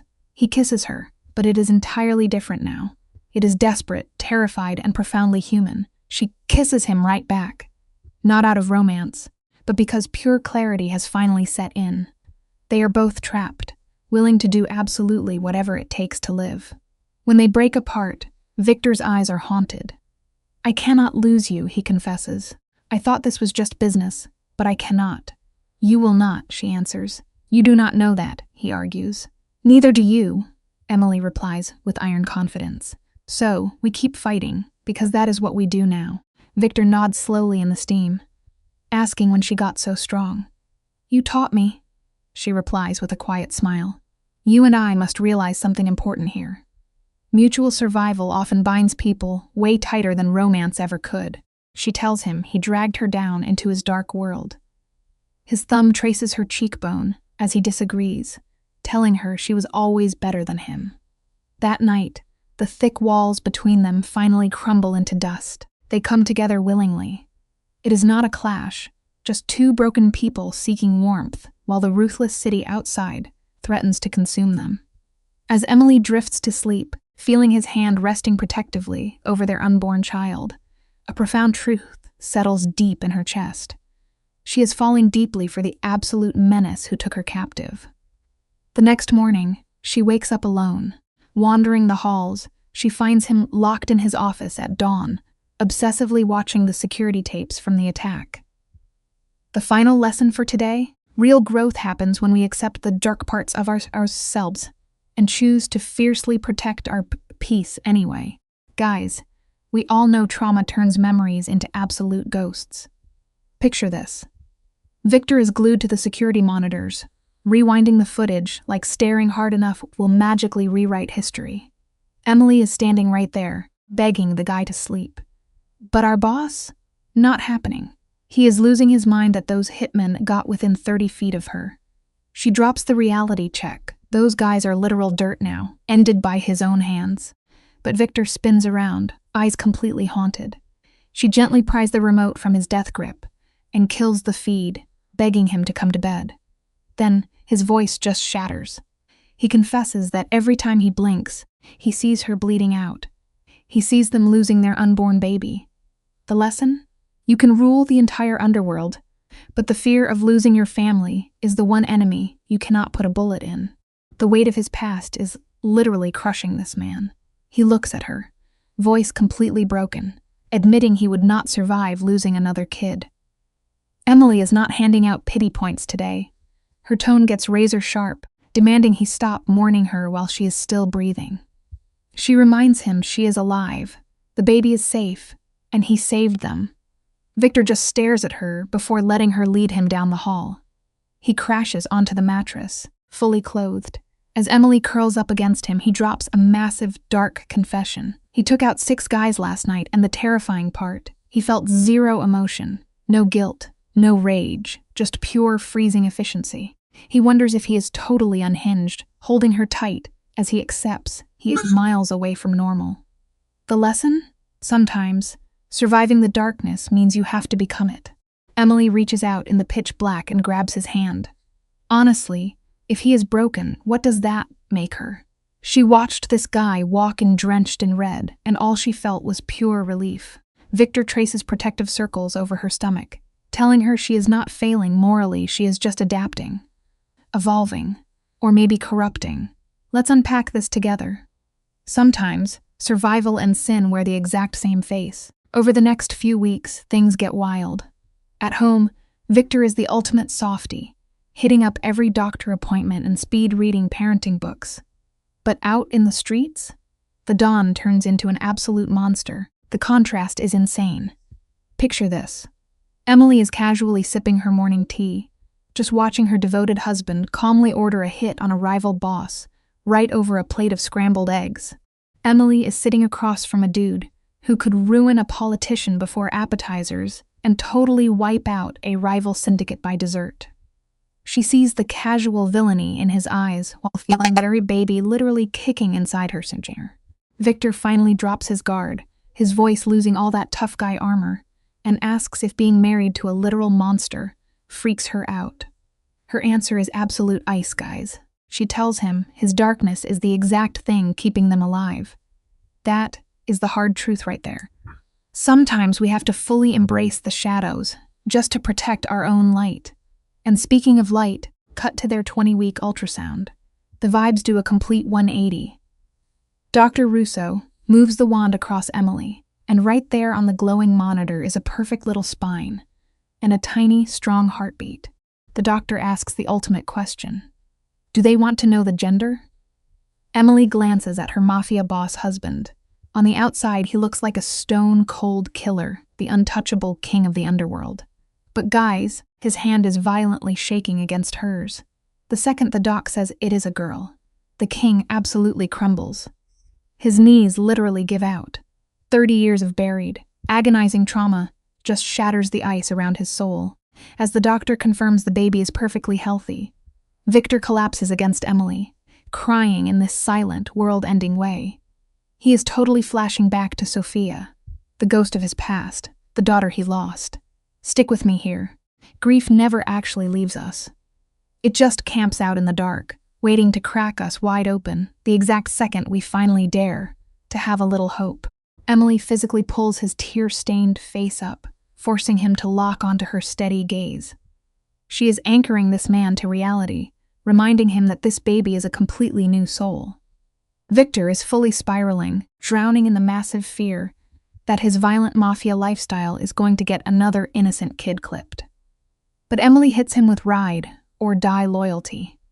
She flat out promises that if they go down together. You cannot let the fear of a tragic past ruin a beautiful future. Victor, totally struggling to rebuild his mob boss walls, asks her if they can name the baby Isabella.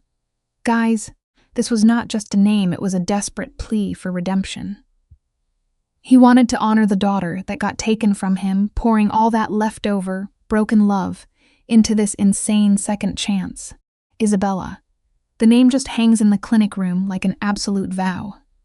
Victor kisses her hand, pressing his lips to her wrist like a broken man, literally begging for salvation. He whispers his thanks, so grateful she survived the absolute hellfire he dragged her into. Emily is too choked up to speak. She just holds this utterly terrifying crime lord while he completely falls apart. Real strength is not about having a heart of stone. It is about having the guts to shatter in the arms of someone who has your back. The car ride home is totally silent. Victor keeps his hand locked onto Emily, desperately needing physical proof that this is not a dream. But peace is a joke when you are a mob boss. His paranoia spikes hard, screaming that 4 months is absolutely not enough time to build a bulletproof fortress. The frantic urge to protect his bloodline completely takes over. Victor starts making absolutely insane demands. We are talking armed guards, rotating shifts outside the nursery, and VIP doctors on speed dial. Emily tells him he is totally spiraling. But for a guy who already lost it all, extreme planning is his only shield against the Grim Reaper. The illusion of control is sometimes the only cozy blanket we get when we are terrified of losing our world. Within days, Victor guts a massive guest room and builds a literal vault. It is painted soft pink, stacked with high-tech climate sensors, and locked down tight. At 2 a.m., Emily catches the most lethal Dawn in the city, on his hands and knees, obsessively tightening screws on a wooden baby crib. He blocks everyone from helping. This was a debt he had to pay in sweat. Victor cranks down on a bolt, his voice thick with the toxic ghosts of his own childhood. His old man handed down zero warmth, just cold, Mafia expectations and fat stacks of cash. Victor is determined that his little girl will sleep in something built by her dad with his actual hands. Listen, generational trauma only dies when someone actively decides to build instead of destroy. But the shadows are still totally creeping in. He drops his darkest fear right on Emily. He can buy her the planet, but cannot guarantee she avoids a stray bullet. He has made way too many enemies for that. Emily just drops down to the floor, right next to him. She looks this mobster in the eye and says, they will just forge their own safety in the flames of his empire. They will outsmart everyone and survive the incoming storm as a team. Victor stares at her, totally shocked by her leveling up, and asks when exactly she became the fearless tank of their duo. Emily just smirks, admitting they balance each other out in the most beautifully toxic way possible. And then, guys, a literal miracle drops. Victor laughs. It is this rusty, super unfamiliar sound that actually startles both of them. He confesses that the underworld robbed him of joy decades ago, but she somehow hacked it back into his life. You and I both know the deal. Anyone who can pull real laughter out of your darkest trauma is someone you go to war for. But this late-night cozy vibe, totally destroyed by sunrise. The real world comes knocking hard on their bulletproof doors. The headmaid shows up looking completely stressed. Her estranged mom is demanding a visit, instantly nuking their safe zone. Let's step right into the insane tension of a penthouse that is basically operating as a military vault. Emily's blood turns to absolute ice. She is panicking, telling the staff to say she is fine or traveling. But nope, her mom is already on the way, armed with a leaked address and that scary maternal radar. Emily shoots Victor this wildly panicked look, practically hyperventilating. But Victor? He is the ultimate tactical boss. He makes the cold call, telling them to let her come. He looks at Emily and tells her she needs to act absolutely flawless, asking if she can pull off an Oscar-winning performance while 5 months pregnant. By 3 p.m., the doors swing open. Emily stands there in a dress worth more than her mom's annual salary, belly popping. You and I know the hardest lies to sell are the ones written right on our own bodies. The baby bump revelation just hangs in the air, thick and completely undeniable. It takes exactly 3 seconds for her mother's face to shatter. Shock morphs into deep hurt, and then instantly hardens into pure white hot rage. She snaps that Emily is pregnant and kept it a total secret. The betrayal in her voice is absolutely freezing. 5 months married to a ghost the family never met. Victor, smoothly pivoting, slides right into the role of the perfect wealthy husband. He holds out a hand that has literally ended bloodlines, offering a super chill apology about just trying to get settled. But Mom is not buying it. She totally leaves him hanging, locking a death glare onto Emily. She demands to know who this guy really is. Here is the bottom line. You can dress a cartel wolf in a custom-tailored suit, but a mother always sniffs out the predator. Listen to this absolute madness. Emily is standing there, swearing up and down that she loves this guy and that they are having a baby. But her mom is not buying a single second of it. Mothers just know, right? She looks past the fancy clothes and sees the raw terror vibrating in her daughter. Before Emily completely breaks down, Victor steps up. The nice guy mask comes off, and boom, the ruthless Mafia warlord enters the chat. The room freezes over, as he claims he is just protecting her, pointing at all the designer gear like money equals safety. Her mom just laughs this dark, bitter laugh, calling Emily a prisoner in a gold cage. It hits deep, because no matter how much cash you throw at a problem, a cage is still a cage. even if the bars are made of solid gold. The tension in this room is so heavy you could cut it with a knife. Emily holds her ground, pushing the narrative that she chose this chaotic life with Victor. But her mom is basically a human lie detector. She stares into Emily's soul and asks if someone else actually made that choice for her. Total dead silence. Victor stands there looking like a block of ice. After what feels like forever, the mom just nods and leaves a lifeline, telling Emily to call if she ever needs to escape. The second the door clicks shut, Emily collapses against the wall. She is completely wrecked because the truth is finally out. You and I both know the reality here. You can put on a flawless act for the rest of the world, but you can almost never fool the exact people who raised you. Now watch how fast things escalate. Victor is way too paranoid to let this go. His eyes go dead as he whips out his phone, ordering 24/7 surveillance on Emily's family. He wants eyes on every move, every single call to the police or the FBI. Emily is horrified that her husband is stalking her own blood. But Victor shuts her down with his twisted mafia logic, claiming it is all for their protection. If her mom keeps digging, she will find secrets that could get everyone wiped out.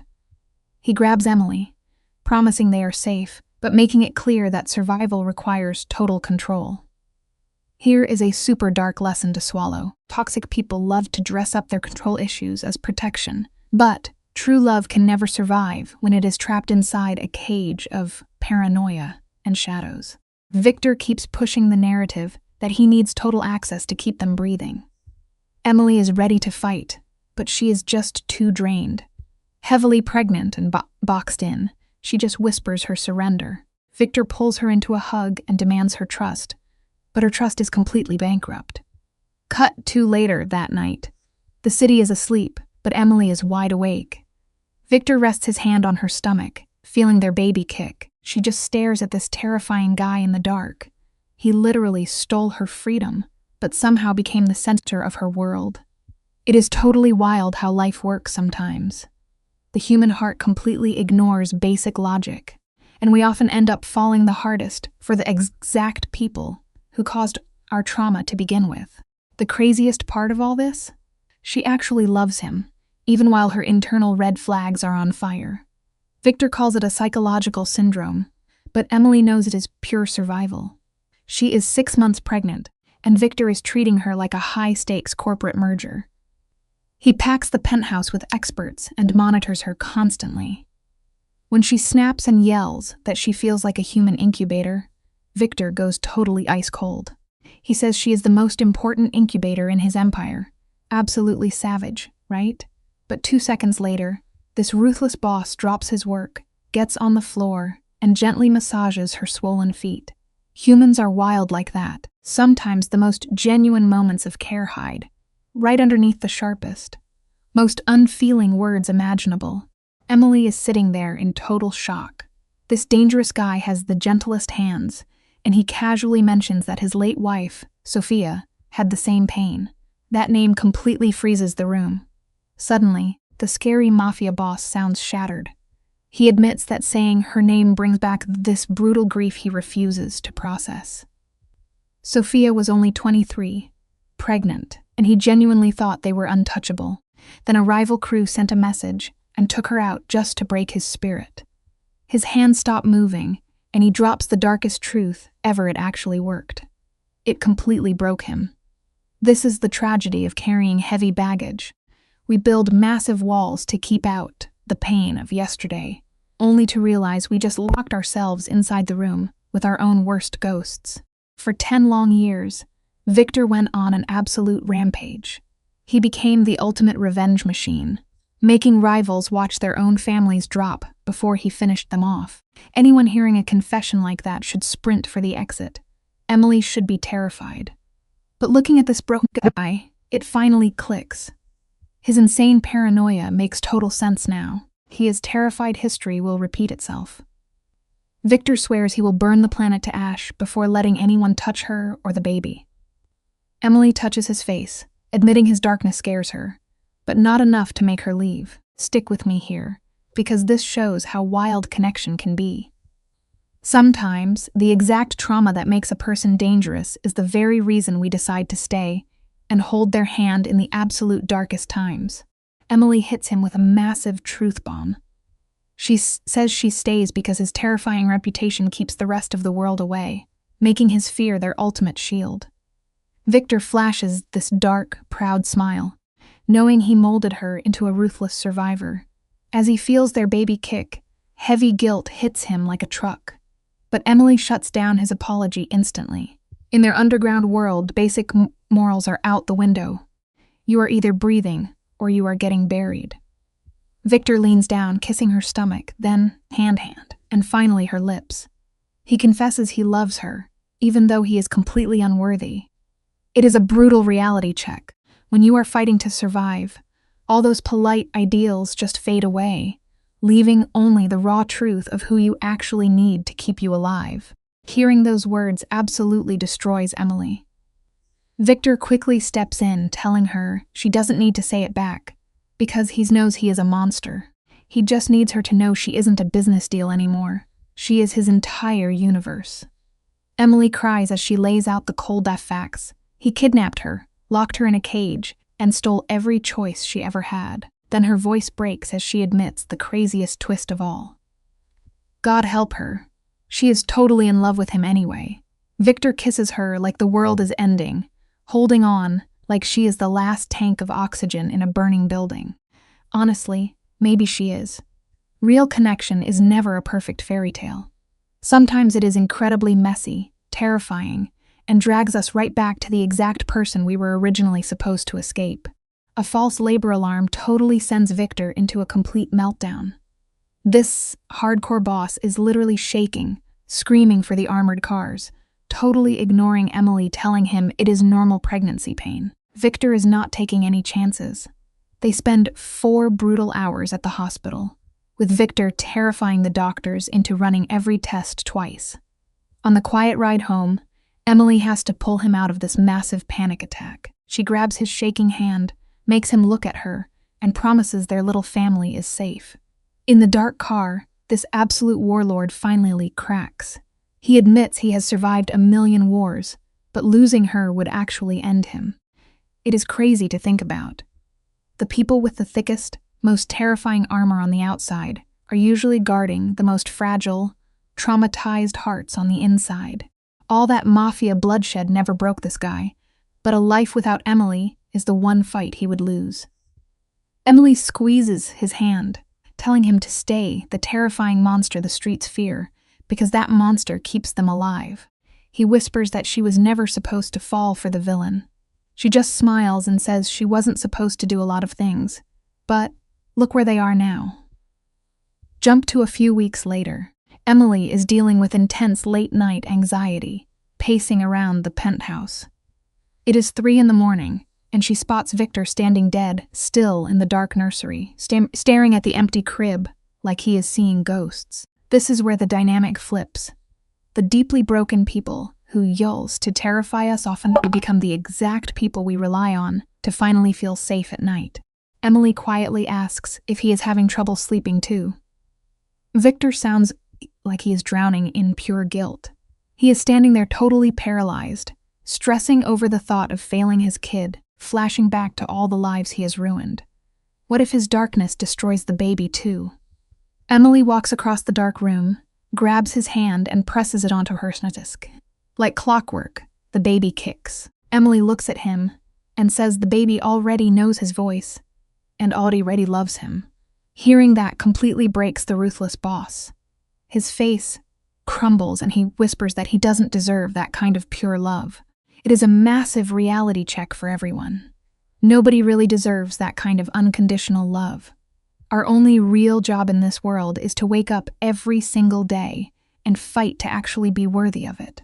Emily kisses him, promising he will be an awesome dad, probably a total nightmare with the security cameras, but still awesome. He asks if she actually believes that, and she gets super serious. She tells him she has to. They are bringing a baby into a Mafia war zone, and she needs his ruthless side to keep them breathing. Victor pulls her close, swearing on his life he will protect them. They stand in the dark nursery, two broken people holding on to each other while their kid kicks between them. This baby is their ultimate reset button. It goes to show that no matter how wrecked your history is, broken people can still build something beautiful together. Fast forward 2 weeks, and the quiet completely shatters. Emily wakes up gasping for air, shaking Victor in the pitch black. It is finally time. Guys, picture this absolute chaos. The ruthless Mafia boss literally jumps out of his skin the second Emily says it is time.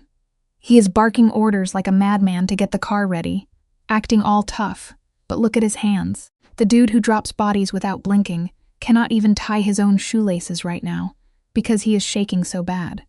Emily just laughs, and honestly, you cannot blame her. Big Bad Victor tosses the shoes, grabs the hospital bag, and straight up admits he is terrified. All his underworld survival skills mean zero here, because this is actual life. Emily grabs his hand and tells him they will survive this together. It just goes to show, no matter how tough you think you are, entering a brand new chapter completely strips away your armor, forcing you to step blindly into the unknown. The hospital scene is straight up wild, but Victor does not leave Emily for 14 brutal hours. He literally lets her crush his Mafia-hardened hand during contractions. And then baby Isabella Rose Moretti enters the chat, crying her lungs out. At that exact second, the ruthless mob kingpin is gone. Victor totally loses it, crying like a baby himself, letting out 30 years of bottled-up trauma. The doctor puts the tiny girl on Emily, and Victor is just shaking, whispering these breathless thank yous to the woman who pulled him out of the dark. Emily looks at him and realizes something massive. Listen, redemption does not just magic away a super dark past, but it totally lets you build something beautiful out of the wreckage. She does not see a monster anymore, just a guy holding his entire universe. All right, stick with me here, because we are stepping right into the absolute thick of it. The hospital room is super quiet, and Emily looks at her hardened mobster guy and asks if he wants to hold the baby. Victor is so stunned he cannot even speak. He just nods. When Emily hands Isabella over, this terrifying dude holds her like she is made of fragile glass. He whispers to her, promising to straight up destroy anyone who ever tries to hurt her. And when that tiny baby hand grabs his rough finger, man, Victor breaks down completely. Silent tears everywhere. Emily is watching this, realizing their whole vibe is built on pure survival. Honestly, life rarely hands you the script you actually planned for, but you still have to step up and totally embrace the messy reality of whatever is right in front of you. You would think Emily would be terrified, but she watches Victor with the baby and realizes she would not change a single thing. It gets crazy, though. Victor literally refuses to sleep for 3 whole days. Emily wakes up in the middle of the night and finds him just hovering over the bassinet, staring at Isabella like his sheer Mafia willpower is keeping her heart beating. She tells him to sleep, but his eyes are totally haunted. He says he will rest when she is safe, stressing over blind spots and guards like they are in a war zone. The guy is completely trapped in his own head. It is a heavy hit of reality, but sometimes caring about something so deeply totally rewires your brain. And the fear of losing your world turns you into a total prisoner of your own wild paranoia. Out of nowhere, Victor straight up demands they are going home. Zero room for argument. Emily argues that the doctor told them to stay, but Victor does not care.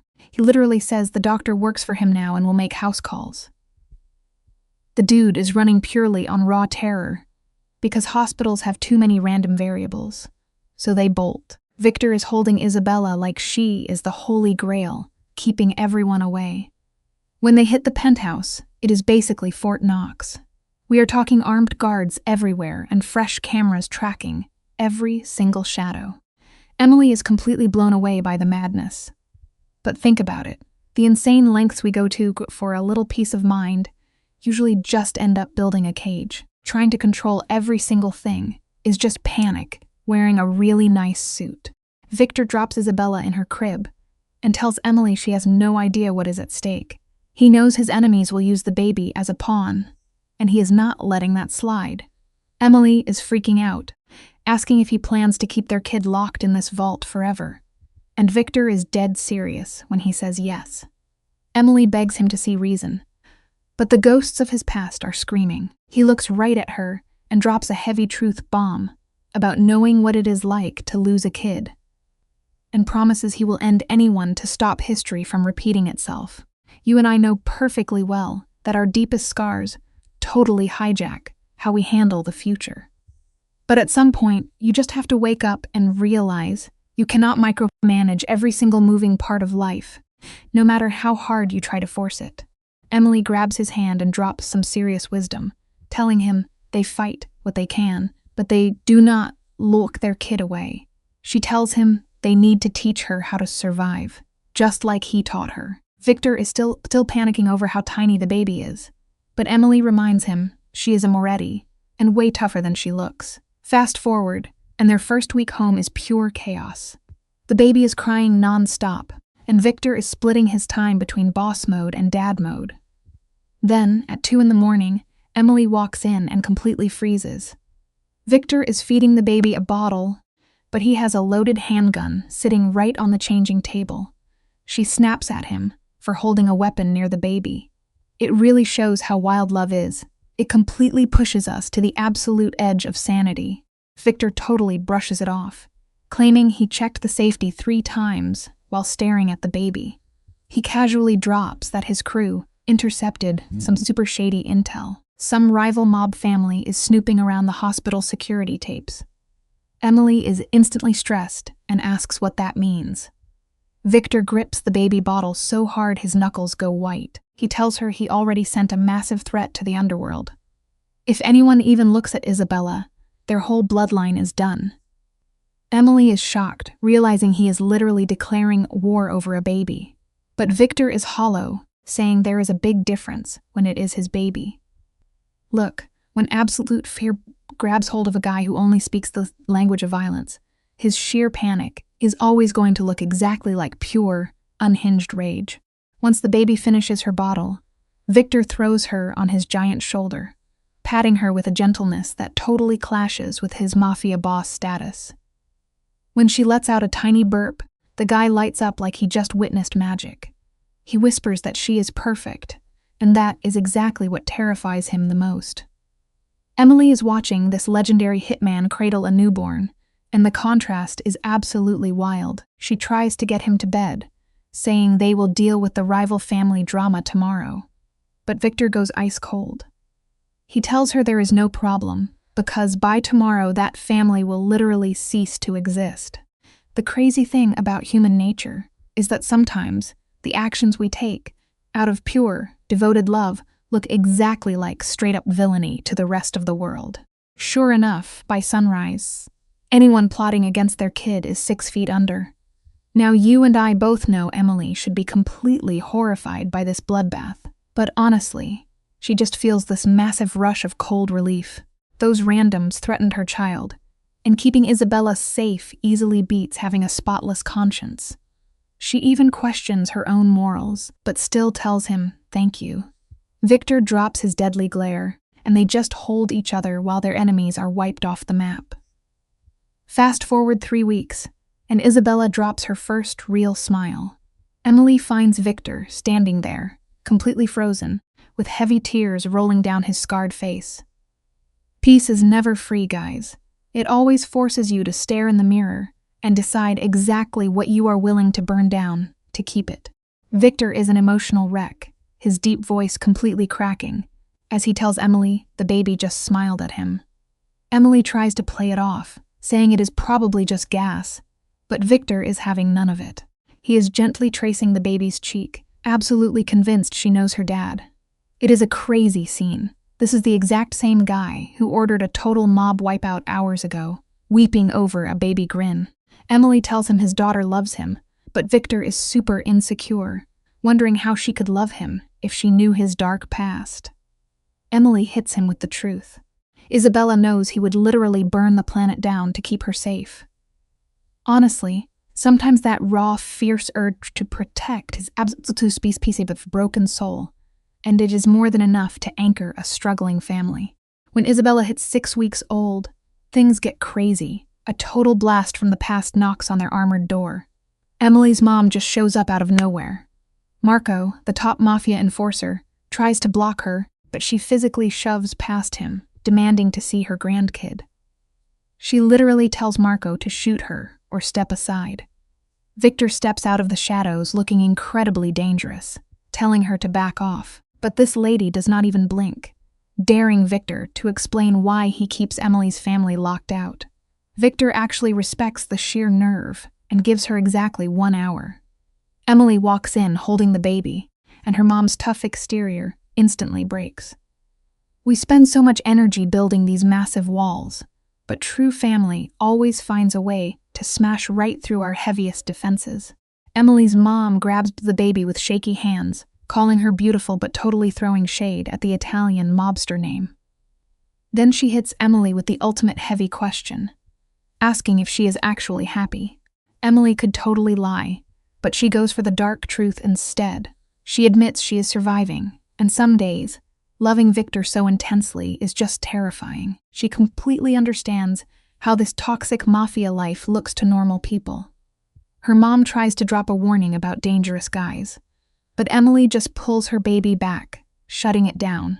She fires back that all men are dangerous, but Victor is just upfront about it. The reality check here is wild.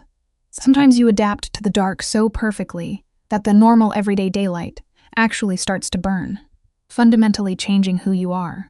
Guys, picture the absolute tension in this room right now. Emily is standing there with her mom, who is totally heartbroken, asking the heavy questions. She wants to know if the big, bad mob boss is actually hurting her daughter.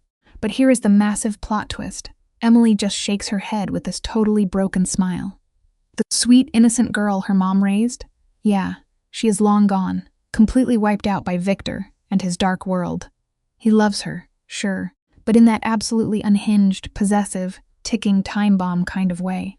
Her mom drops the ultimate truth bomb, calling it a trauma bond. But Emily, she just kisses her baby, totally unfazed, and flat out refuses to leave. It is wild, right? Sometimes, people build their entire lives on top of the craziest, most jagged scars, and they just call it home. So her mom finally takes the huge loss and walks out, the lock clicking shut behind her.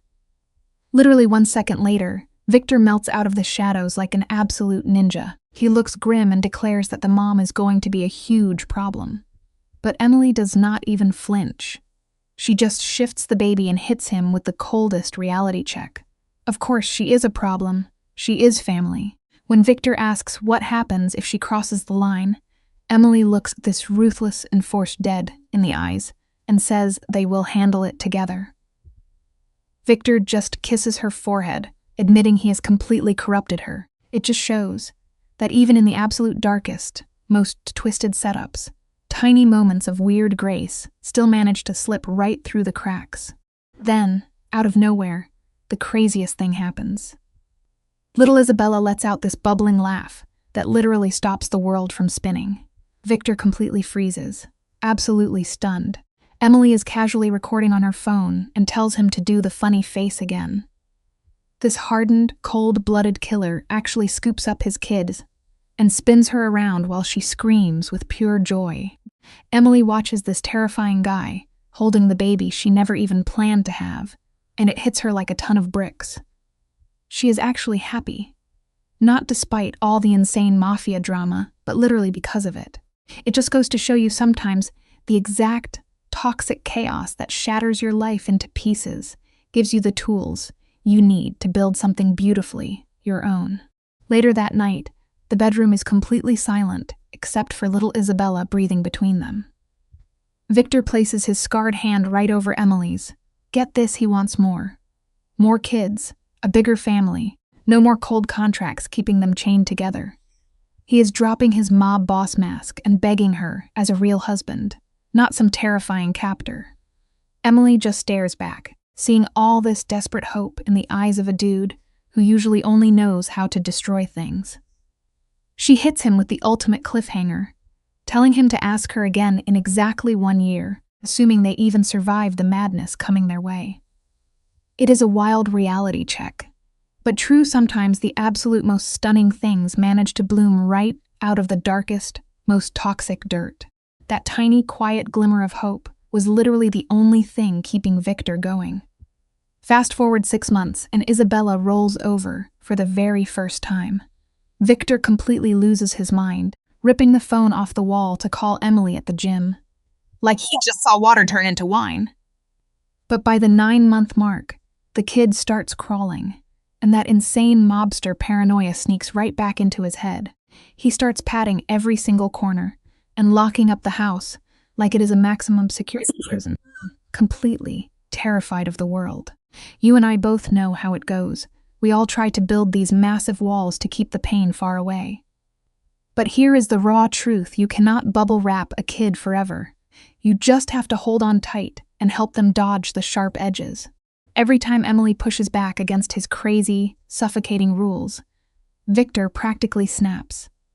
Whenever little Isabella even slightly stumbles, this brutal Don starts seeing absolute ghosts. He is completely haunted by the violent hitmen lurking outside, and worse, the memory of his first daughter, Sophia, the one he tragically lost. Emily sees the pure terror in his eyes and has to constantly remind him that their baby is safe and sound. But let us be real. Knowing a fact and actually feeling it in your bones are two totally different things. That heavy trauma is a total thief, constantly trying to rob their current happiness. But they keep fighting it, eventually throwing a super quiet, lockdown first birthday party with just their most trusted crew. The birthday girl is an absolute disaster zone, her tiny hands smeared with sweet frosting while she laughs like a maniac. Victor is gently trying to wipe her face, totally out of his tough guy element. Emily is just standing back, watching them, whispering that this has been the longest, most insane year of her life. The terrifying threats of their Mafia reality are still hanging right over their heads, the crazy paranoia, the rival gangs. But Victor just flashes that dark, dangerous smile of his. He flat out refuses to apologize for the absolute carnage he caused, because all that violence literally bought them this tiny slice of peace. Life is wild like that. Sometimes the absolute worst, most destructive storms are exactly what you need to finally see the sun. Fast forward to 18 months, and the entire universe basically stops when Isabella drops her very first word. She looks right at him and says, "Dada." Guys, this ruthless, terrifying kingpin, who literally runs the criminal underworld, just completely shatters on the floor. He is holding his baby girl and aggressively sobbing, begging her to say it just one more time. He looks up at Emily with total panic, so terrified she still just sees a cold-blooded monster. But Emily totally shuts that down, fiercely telling him he is just a dad who absolutely adores his kid. We are going to unpack this together. You are never defined by the worst mistakes you made in the dark. What actually matters is how hard you hold onto the pure love when the good things finally show up. Emily drops down to the floor, wrapping her arms around her two wonderfully broken people. She looks at him and swears she does not see a brutal hitman anymore. She only sees the guy who anchors her during crazy panic attacks and acts like a total goofball just to get a laugh out of their baby. To her, all the Mafia violence was just the ugly, necessary tax for their survival. By the time Isabella hits 2 years old, she is taking her first real, wobbly steps. Victor is right there, completely locked in, catching her every single time she stumbles and throwing her in the air. Emily just sits back, soaking in the peace of her weird little family. You have to hit the ground a lot to figure out how to stand, but having someone there to catch you changes the entire game. Later that night, with the city lights flashing below, Victor sneaks up on Emily out on the balcony. He gently brushes her cheek and asks what is running through her head. Just think about this insane character arc. 2 years ago, she absolutely despised this guy and wanted to sprint as far away from his toxic world as humanly possible. Now, he is still a completely violent, ruthless mobster who ruins lives. But somehow, he is the only safe place she actually wants to be. Love is completely unhinged sometimes, and it almost never follows the rules we try to force on it. That original 18-month contract they signed, completely expired and totally useless now. Because when you get down to it, real loyalty is not printed on paper. It is tattooed right onto your soul. Picture the absolute dead silence on that balcony. Victor actually gives her a massive out, telling her she can grab her trust fund money, totally ghost him, and start a fresh life. But Emily knows the dark catch. He would never let her walk away with little Isabella. He says it with zero hesitation, completely cold. The kid stays. But Emily does not even blink. She looks right at this incredibly dangerous kingpin and drops the hammer, telling him they are locked in as a family now. He kidnapped her in the beginning, but right here, she is consciously choosing to stay with him, embracing all the crazy darkness. Sometimes real loyalty is not about chasing the perfect fairy tale, but deciding to fiercely water the weird roots you already planted. She understands what a monster he is, and she completely accepts it, because his brutal violence is the exact shield keeping them alive. 3 years fly by, and boom, the ultimate plot twist drops again. Emily is pregnant. When she drops the bomb, Victor, this terrifying underground boss, just collapses and cries. He genuinely thought she would refuse to bring another kid into their chaotic, bullet-riddled world. But Emily just gives him this warm, genuine laugh. She looks at him and says their daughter is going to need some serious backup to handle the heavy Moretti family legacy. She actually wants this crazy, messy life to expand. It proves that even the absolute coldest, most ruthless hearts will totally shatter when someone finally offers them unconditional acceptance. Right on cue, little Isabella bursts into the room like an AI tornado, hyped up and begging to play. Victor scoops her up effortlessly and drops the massive news that she is going to be a big sister. The kid absolutely loses her mind, cheering and clapping. Emily just stands back, soaking up this wild family dynamic. Let us get totally real for a second. This is not the sweet fairy tale she dreamed about. It is a crazy life built on a terrifying mob contract that somehow glitched into actual deep love. Is it a healthy situation? Not even remotely, but it is 100% theirs. Sometimes the universe hands you a pile of shattered glass, and the only cool thing you can do is glue it all together into a beautiful stained glass window that absolutely rocks. 5 years after that brutal mob contract basically kidnapped her, Emily is standing there watching this terrifying mafia boss gently rock their second baby to sleep. Victor catches her staring and asks what she is plotting. She hits him with the raw truth. She tells him she should completely despise him. Any therapist would easily stamp her with Stockholm Syndrome and call her damaged goods. But standing in that nursery, she admits none of that psychological stuff matters anymore. She stayed when the cage doors swung wide open. Why?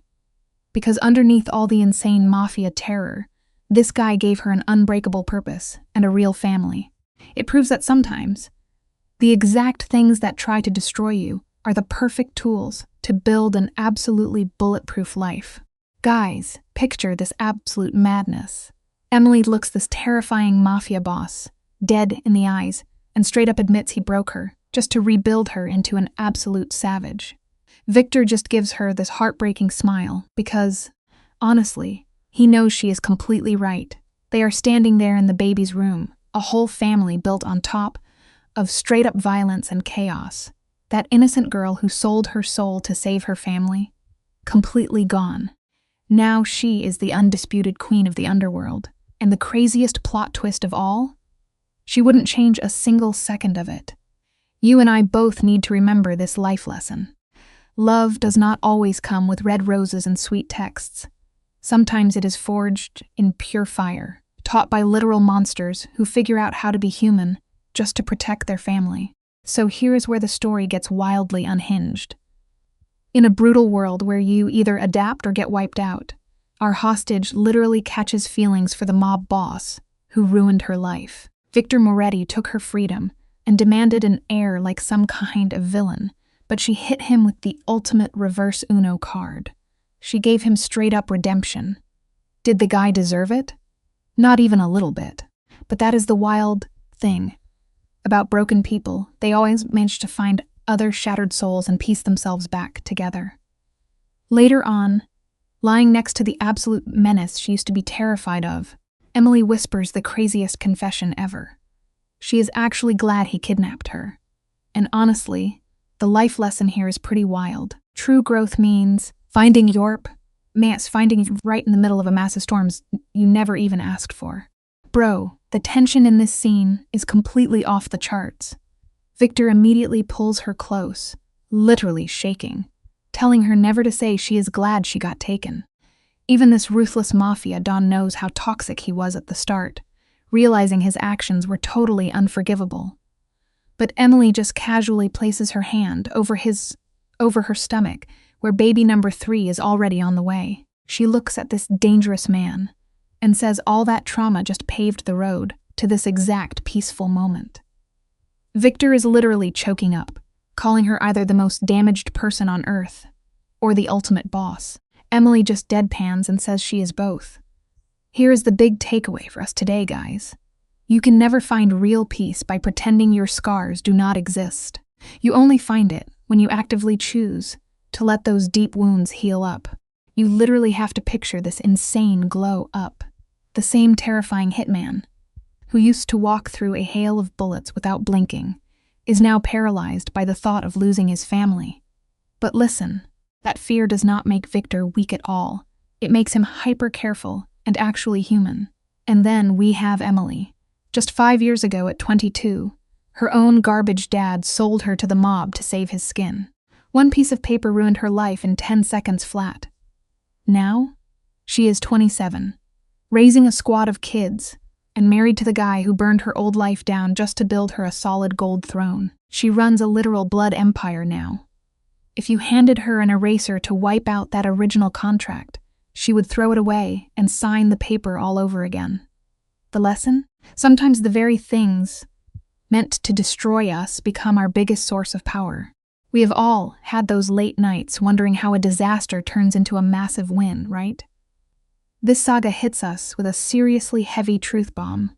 Sometimes the absolute worst nightmare you could ever imagine, the one that completely wrecks your life and steals your choices, turns out to be the exact foundation for a life you never knew you wanted. The universe has a super dark sense of humor, handing over your salvation, wrapped up in a horror story. We spend our foul lives waiting for superheroes to save the day, but the real world is way messier than that. In the gritty underground where surviving costs you everything, the line between the good guys and the villains does not even exist anymore. Sometimes, the real monsters are the ones who protect their squad the absolute hardest. And honestly, sometimes, those exact same monsters end up making the greatest fathers. Victor Moretti's character teaches a powerful lesson about the danger of power or power when it is not guided by consent. Victor is wealthy, intelligent, disciplined, and capable of protecting people in ways Emily never could. He pays debts, secures her family, gives her luxury, and later protects her from enemies. But none of this erases the fact that he begins by taking away her choice. He threatens her sister, controls her communication, locks her inside his penthouse, and forces her into a marriage contract. This shows that the protection and control can sometimes look similar from the outside, but they are morally very different. Real protection gives someone more freedom. Troll takes freedom away and calls it safety. Victor repeatedly argues that his actions are practical, necessary, and effective. In his world, that may be true, but education should teach us that effectiveness is not the same as morality. A plan can work and still be wrong. A person can provide safety and still violate another person's autonomy. Emily's gradual adaptation does not make the original coercion acceptable. Instead, it shows how complex survival can become when someone is dependent on the person upon whom who harm them. This lesson is important for relationships, families, workplaces, and leadership. A powerful person must never use fear, money, or emotional leverage to force obedience. Consent matters not only in romance, but in every life-changing decision. Emily's story warns viewers to question any form of help that comes with threats, surveillance, or the loss of personal agency. True love does not begin with a contract signed in terror. True care does not say, obey me or your family suffers. Power becomes honorable only when it respects the other person's right to choose.